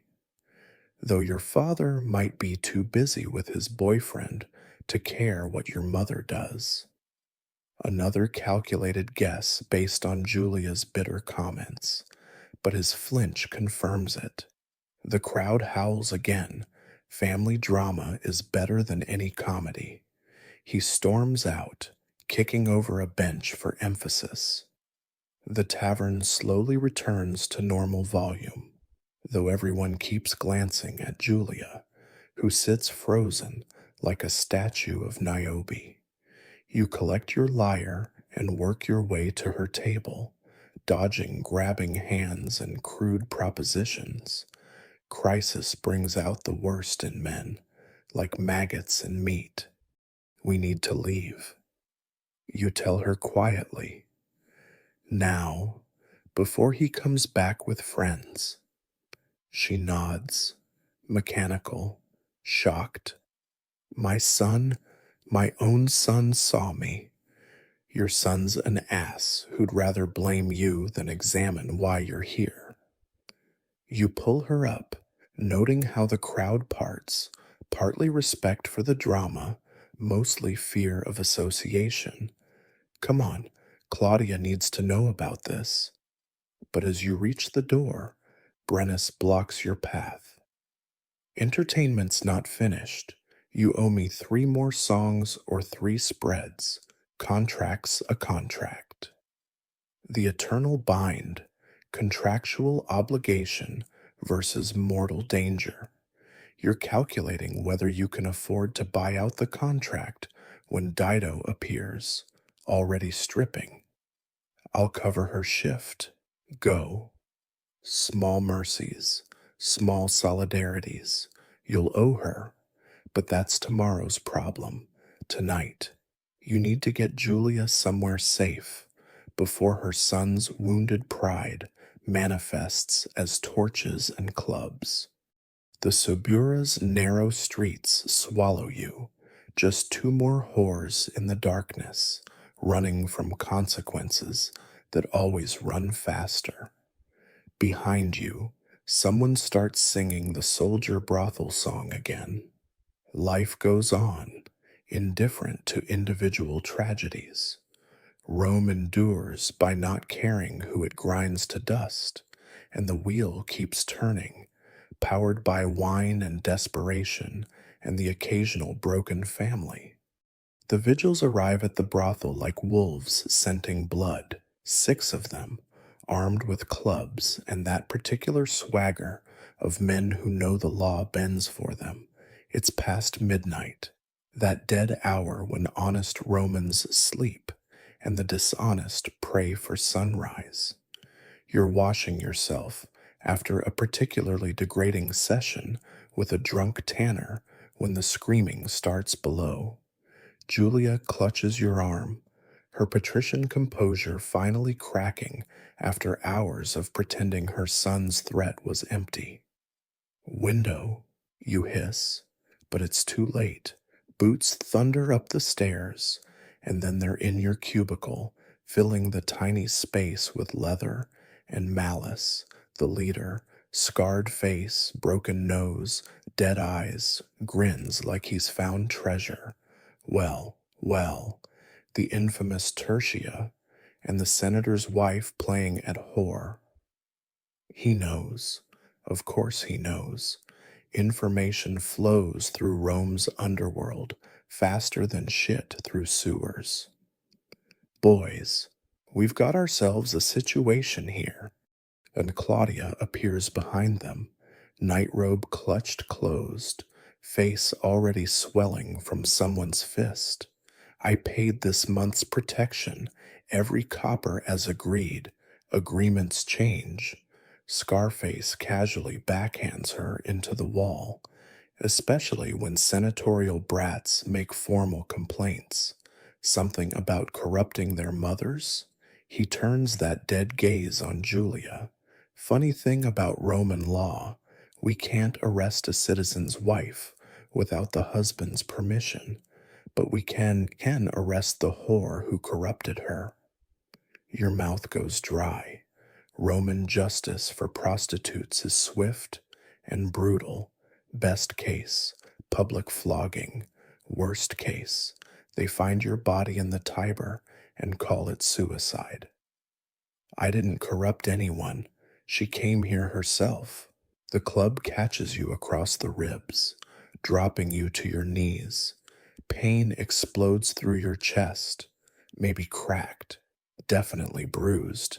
You've taken beatings before, but vigils are professionals. They know how to hurt without killing, how to leave marks that heal just slow enough to serve as warnings. Shut your mouth, cunt. Another vigil, younger, nervous, keeps glancing at Julia like he can't believe a senator's wife is actually here. We're taking you in for questioning. Resisting will make it worse. No, Julia steps forward, and for a moment, you see what she must have been before marriage and motherhood wore her down. Imperious, untouchable, blazing with aristocratic fury. You're taking no one. I'll speak to my husband. This will be resolved properly. Scarface laughs. Your husband? The same husband who sent us here? He produces a wax tablet, official seal visible even in lamplight. Marcus Cassius wants his wife returned. Doesn't much care what happens to the trash that corrupted her. The world tilts. Julia's face goes white as parchment. Of course, Roman husbands own their wives like furniture. All her rebellion, her agency, her careful plans, meaningless against patriarchal law. She's property being reclaimed, and you're the thief who stole her. I won't go back. Her voice is steady, but her hands shake. I'll divorce him. Roman women have that right. Not when you've been caught in moral turpitude. Scarface is enjoying this, the slow crushing of hope. Adultery, prostitution, corruption of youth. That's your son's testimony. By the way, sweet boy, very concerned about family honor. He signals his men, take the whore, leave the wife. Her husband's slaves are waiting outside. They grab you, rough hands on bruised flesh. Julia tries to intervene, but Scarface shoves her aside, like swatting a fly.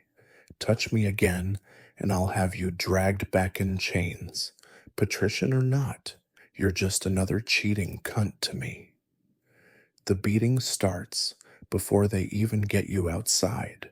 Methodical, professional, ribs, kidneys, soft places that scream but don't show. Other girls watch from doorways, memorizing faces for curses later. This is what solidarity looks like in the Sabura. You can't stop the violence, but you can remember who dealt it. Please, Julia follows you down the stairs.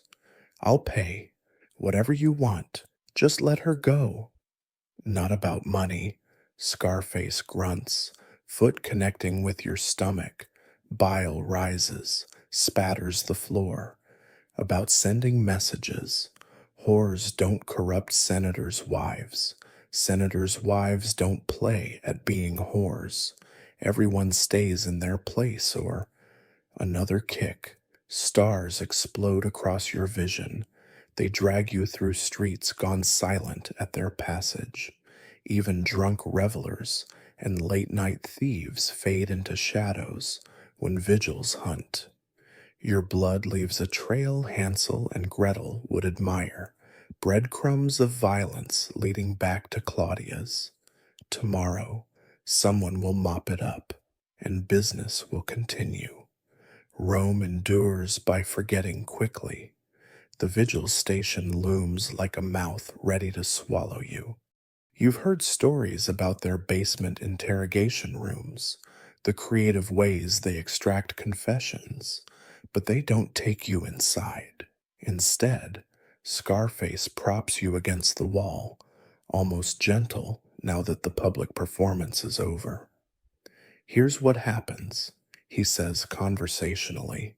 You disappear tonight. Leave Rome. Leave Italy if you're smart. We find you here tomorrow. You'll wish we'd killed you clean tonight. He leans closer, breath rank with garum and cruelty. The senator's wife? She was never here. You never met her. That story dies with your absence. Understand? You nod, spitting blood.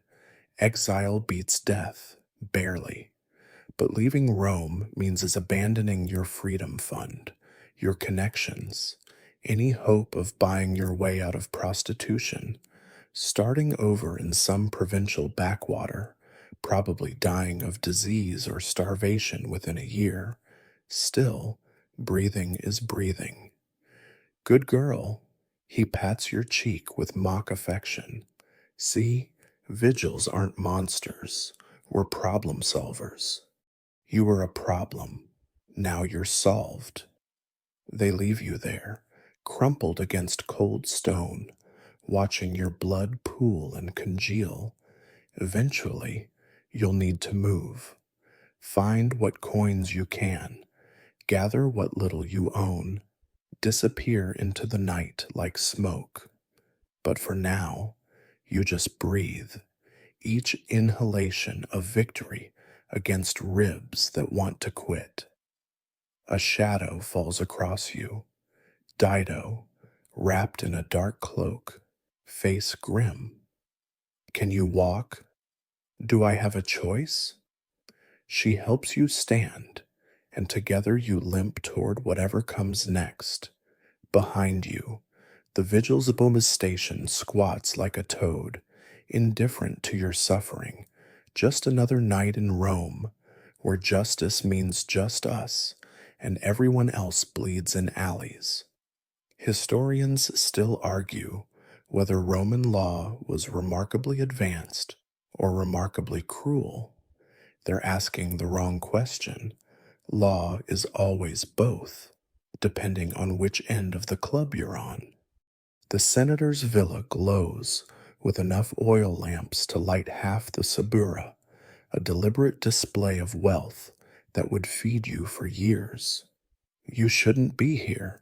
Scarface's threats still echo in your bruised ribs, but Dido convinced you that one last massive score could fund your escape properly.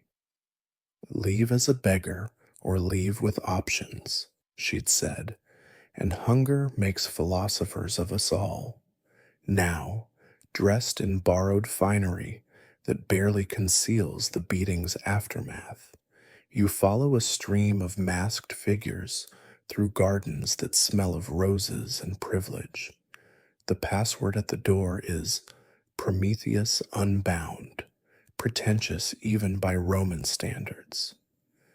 Inside, the atrium throbs with music, laughter, and that particular energy of powerful people behaving badly. Senators, magistrates, merchants rich enough to buy respectability, all hiding behind elaborate masks, as if painted leather could disguise the corruption underneath. You recognize walks, voices, even specific laughs. That's definitely Judge Antonius fondling a girl young enough to be his granddaughter. There's Quintus the grain merchant. Despite his public Christianity, hypocrisy flows like wine, which flows like water, which flows like blood in the gladiator exhibitions later. Fresh meat, a masked woman, definitely aristocratic by her vowels, grabs your arm. Oh, you're pretty under all that damage. How much for something educational? Before you can answer, a familiar voice cuts through the noise. She's with me. Titus the gladiator, maskless, because who dare challenge him, extracts you smoothly. His presence parts the crowd like Moses, with better muscles. Thought you'd been warned off, he murmurs, guiding you toward a quieter alcove. Scarface doesn't give second chances. Neither does poverty. Your ribs scream as someone jostles past. Besides, I'm leaving tonight. Just need traveling money. His scarred face shows something like concern. The private rooms upstairs. Avoid them.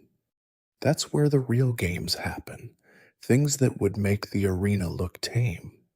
He slips a purse into your hand. Consider this an advance on our sweat business. Get out before citizens of Rome, the voice booms from the raised platform where musicians were playing.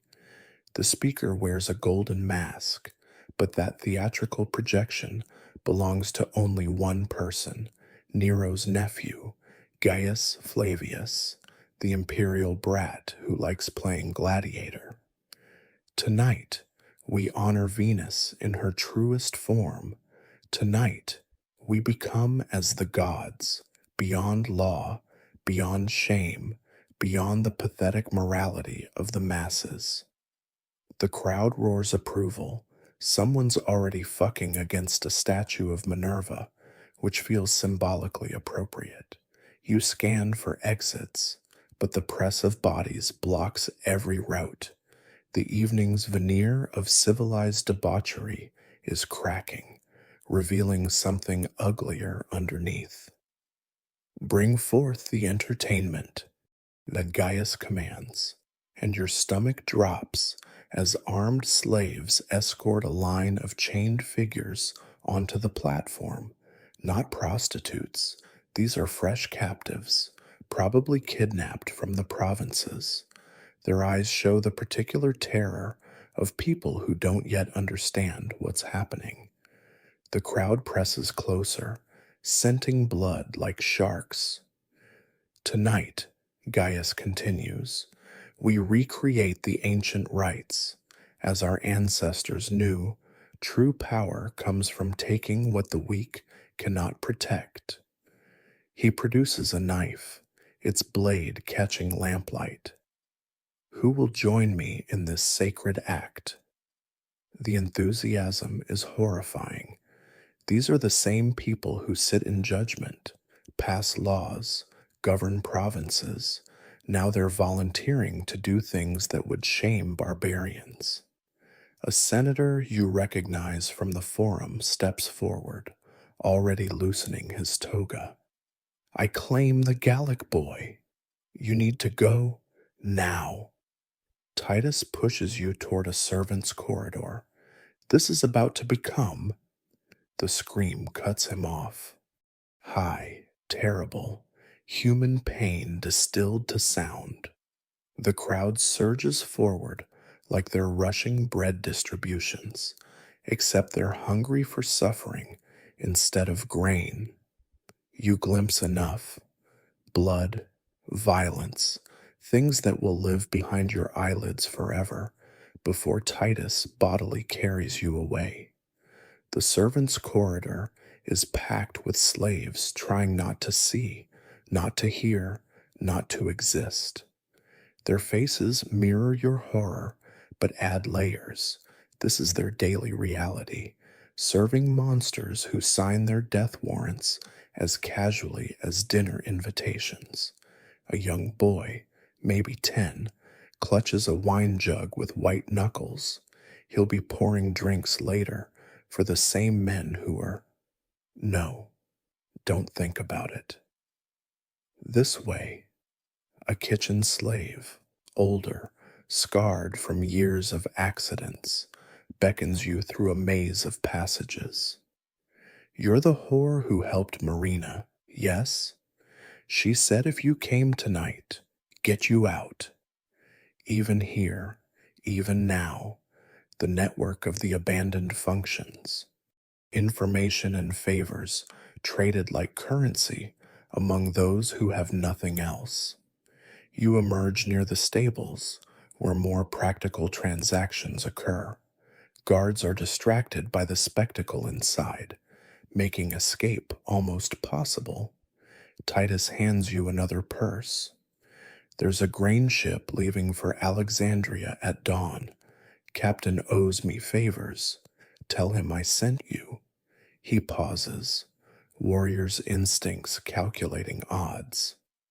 Don't look back. Whatever you think you're leaving behind, it's already gone. The journey through Rome's midnight streets blurs. Pain, fear, and adrenaline make poor navigators. You stop only to grab your hidden savings from a loose brick near the brothel. Claudia's probably dead or arrested, the other girls scattered like seeds. The vigils own these streets now, hunting anyone connected to the senator's wife scandal. At the dock, the captain, scarred, foreign, carefully incurious, accepts Titus's name as currency. Alexandria's no paradise, he warns. Different diseases, same slavery, but at least you'll be foreign there. Sometimes that's enough. You board as Rome begins to lighten, that gray pre-dawn when the city looks almost innocent. Somewhere behind you, the senator's party continues, or has evolved into something worse. Julia's probably back in her husband's house, locked away until she bears an heir or dies trying. Marina might be floating in the Tiber, or maybe everyone survives, scarred but breathing. Rome's cruelty is matched only by its randomness. The ship casts off as the sun rises, painting the city gold and red like a divine wound. You watch Rome shrink, this monster of marble and flesh that consumed 5 years of your life. Historians will call this the height of civilization. They weren't there when civilization showed its teeth, but you were. And now you're leaving, broken but not destroyed, carrying memories that will poison dreams but might, somehow, teach survival. The sea stretches ahead, vast and indifferent as Roman justice. At least the waves are honest about trying to kill you. Dawn approaches again as your ship pounds against Mediterranean waves, each surge reminding your broken ribs why Neptune is nobody's friend. You huddle with other human cargo in the grain ship's belly, prostitutes fleeing debt, slaves who've slipped their chains, criminals whose crimes were surviving. The stench of vomit and fear creates its own weather system. Rome shrinks behind you, but its fingers stretch across the sea, ready to drag you back. You're the brothel girl, a voice croaks beside you. The speaker is a woman, perhaps 30, with the telltale pox scars of your profession. Heard about the senator's wife scandal. Whole Sabira's talking. She laughs bitterly. Well, was talking. Half of them are floating in the Tiber now. Your stomach clenches. Who? Claudia, definitely. They made a show of it, crucified her at the crossroads for corrupting Roman matrons. Your Syrian friend, the one who replaced Marina, gang raped by vigils, then sold to the mines. And she counts on her fingers, each name another weight on your conscience. The young one, Fortunata, threw herself off the Sublician Bridge rather than be taken. At least she chose her own ending. Each name hits like Scarface's clubs. You knew this would happen when patricians play at slumming, plebeians pay in blood, but knowing and feeling are different beasts. What about the senator's wife? Back home, belly already swelling. Amazing how fast patrician women conceive when their lives depend on it. The bitterness could corrode bronze. Funny how that works. She plays at being a whore for months. Nothing. One night back in her husband's bed, suddenly she's fertile as Ceres. The ship lurches, and someone's breakfast joins the general misery. You've been at sea 12 hours, but it feels like a lifetime. Your counting marks from the brothel wall feel like they belong to someone else. Another girl, another life, another Rome that might have been survivable if you'd just kept your head down and legs open. Why Alexandria? The woman asks. Same work, different diseases. You finger the small leather pouch hidden in your tunic, your freedom fund, pathetically small after bribes and passage. I know Greek, might teach, translate, something besides spreading my legs. She snorts. Once a whore, always a whore. It's in how you walk, how you watch men, how you flinch when someone moves too fast. Alexandria's full of Romans anyway. You'll end up in another brothel, servicing homesick merchants who'll pay extra to fuck their shame about missing Rome. Maybe, probably, but at least you'll be foreign shame, exotic damage. Sometimes that's all the reinvention available. You close your eyes, trying to find sleep despite pain and nausea. Instead, memories parade past like a triumph. Your first client, trembling more than you, Marina teaching you to fake pleasure convincingly, Julia's wonder at discovering her own depths, Titus's strange gentleness. Even Scarface's beating carried a weird intimacy, violence so personal it was almost tender. Land, Egyptian land. The cry goes up as the lighthouse of Pharos emerges from morning haze.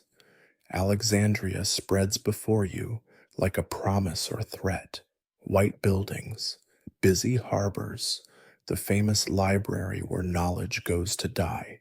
Same architecture, different accents. The human cargo stirs, everyone preparing their masks for a new audience. At the dock, Egyptian officials sort arrivals with practiced efficiency. Citizens here, freedmen there, slaves and whores and unclassifiable refugees in the third line. You queue with your fellow discards, watching merchants argue in three languages, while cats, ISIS's sacred animal, prowl for dropped fish. The air smells of papyrus, spices, and possibility rotting in the heat. Papers? The official looks bored beyond human endurance. You produce the forgery Titus arranged. Freelance scribe, seeking work. He doesn't even pretend to read it. Skills? I read and write Greek, Latin, some Egyptian. I can do accounts, take dictation. Can you fuck? He doesn't look up from his ledger, because that's what Roman women do here. There's a district near the Serapeum. Tell them Kenty sent you. I get a finder's fee. The pox-scarred woman from the ship laughs as she passes. Told you, once a whore, always a whore. But her prophecy lands wrong. You're tired of inevitability, of paths worn so deep you can't see over the edges. Maybe you'll end up in another brothel. Maybe you'll starve trying to be respectable. Maybe the vigils will track you even here. But for now, in this moment between disasters, you have choices. I'll find my own way. You tell the official and walk into Alexandria's chaos. The city swallows you immediately. Narrower streets than Rome, more Greeks, Jews, Egyptians, and mysteries. You pass a temple where priestesses perform rites that would scandalize Roman matrons. A philosopher argues with a mathematician while beggars pick their pockets. Children chase each other through market stalls, brown and pink and gold, all mixing like paints on a palette. It's not better than Rome, but it's different, and different is a start. You rent a room with your dwindling funds, one night's safety to plan your resurrection. The walls are thin, you hear your neighbors' lives leaking through, a family arguing in Coptic, a scribe practicing speeches, someone crying, but gently, like sadness worn comfortable through use.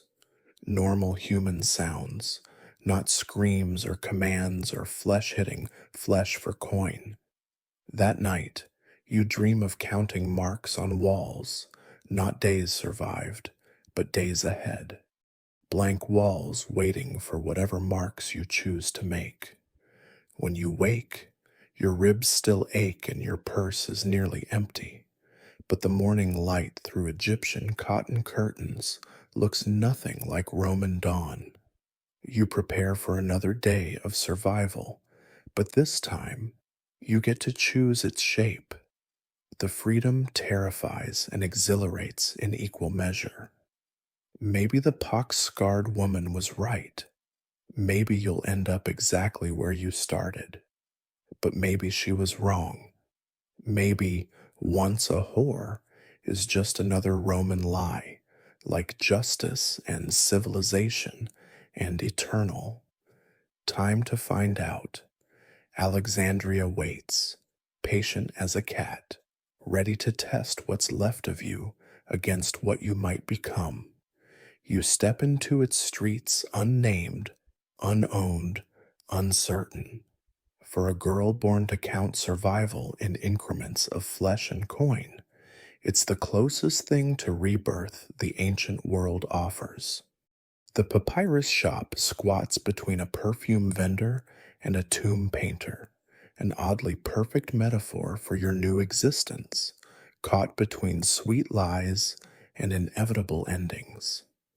You've been in Alexandria 3 months now, your Latin Greek translation skills barely keeping you fed. The shop owner, a shrewd Egyptian named Thoth, probably not his real name, but who are you to judge false identities, pays you just enough to rent a room where the rats are merely ambitious rather than aggressive. Another letter from Rome, Thoth announces, tossing the sealed scroll onto your small desk.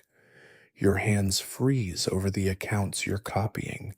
Rome has found you, not the vigils, thankfully, but worse. Clients. Word spreads through the Roman expatriate community like oil on water. That translator near the museum used to work the Sabura, still might, for the right price. You break the seal with resignation. Another business proposition from another homesick merchant who heard you speak Latin in the market and made assumptions that happened to be true. This one offers 10 drachmae for private language lessons. You know what language he wants to learn, and it doesn't require words.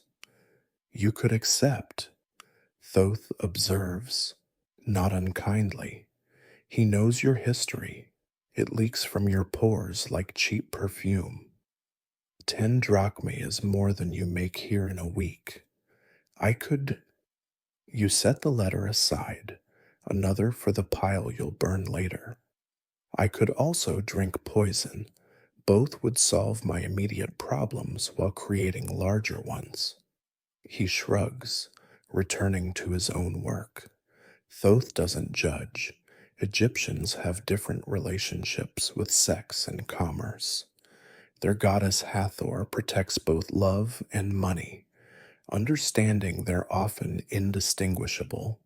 Still, you catch him watching sometimes, calculating whether you're worth more as a translator or merchandise.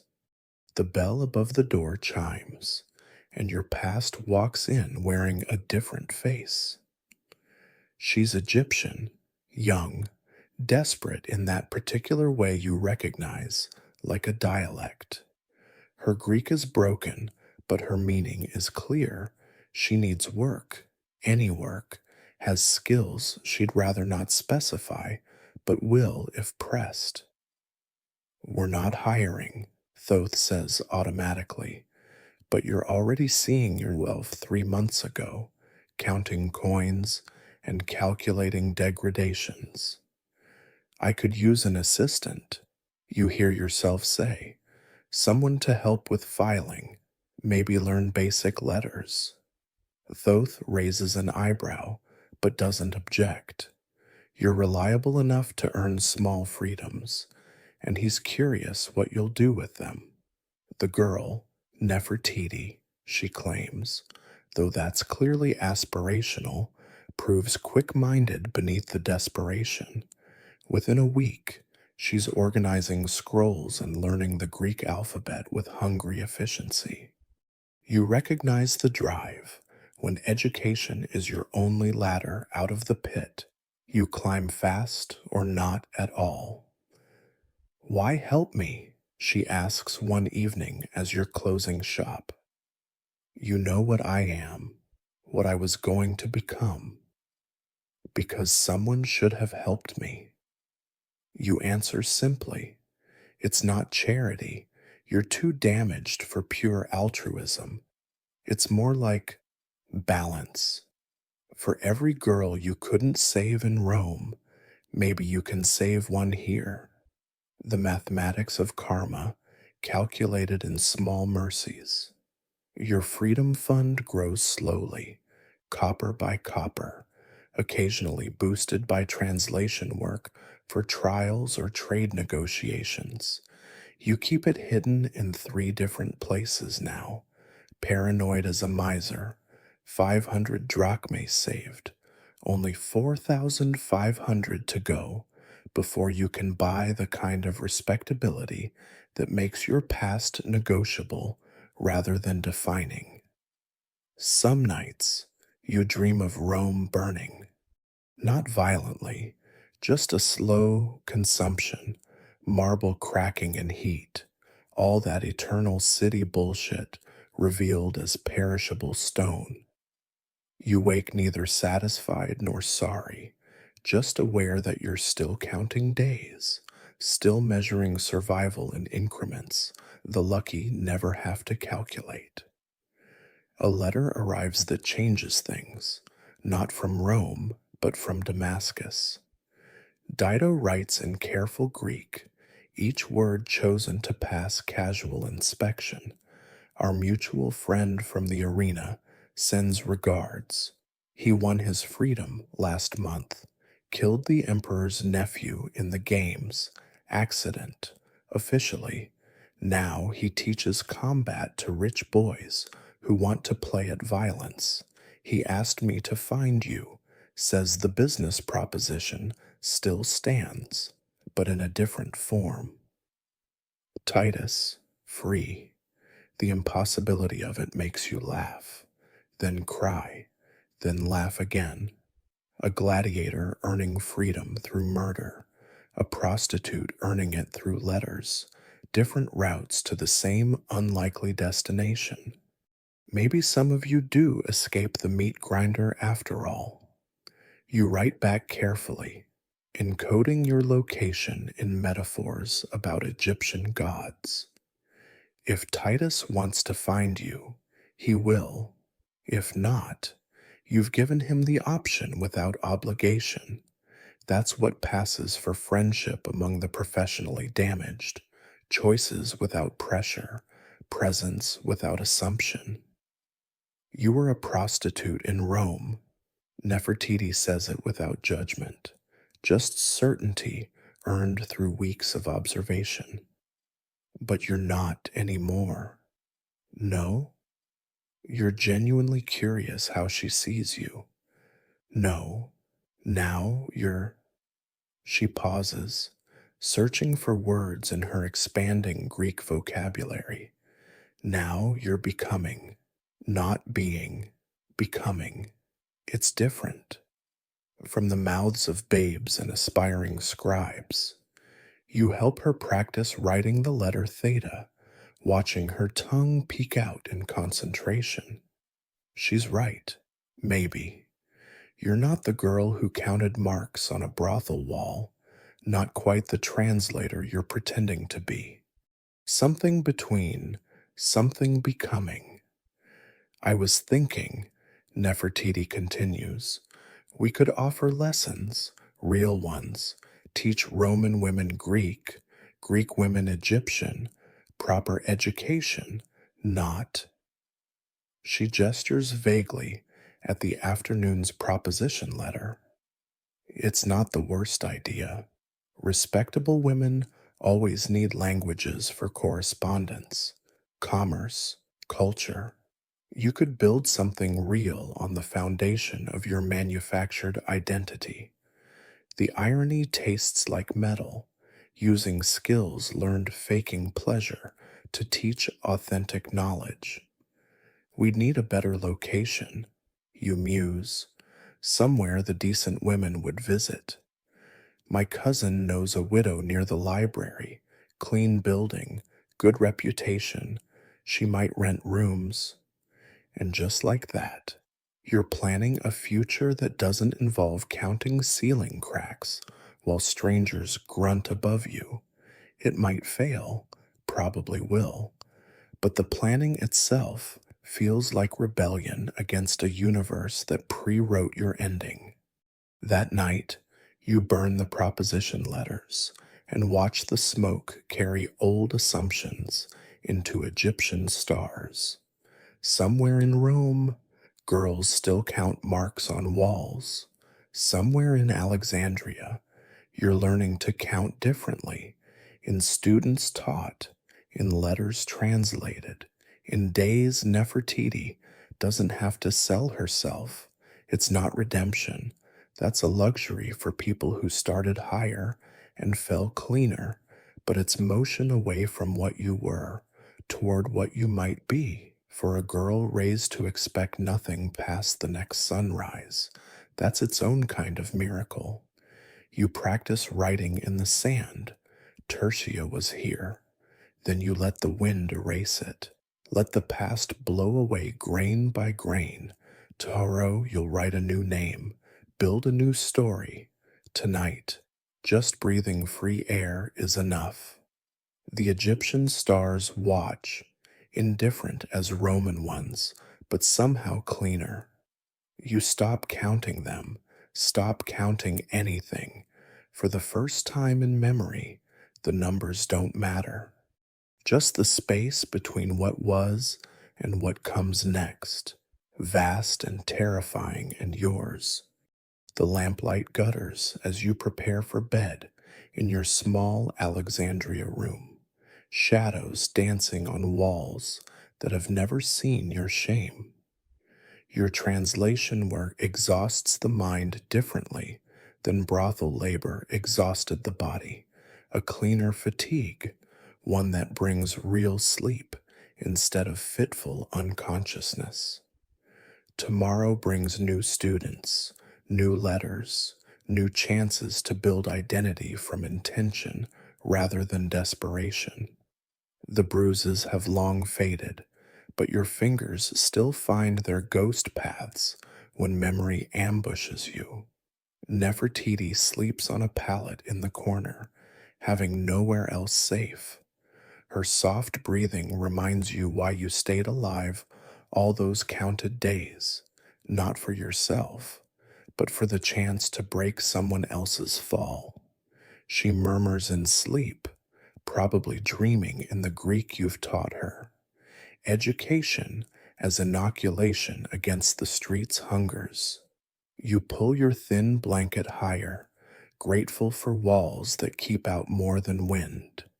The night sounds of Alexandria filter through, cats yowling territory wars, late merchants haggling, someone playing a flute with more enthusiasm than skill, different from Rome's nocturnal symphonies, but equally human. Cities change, people's needs don't.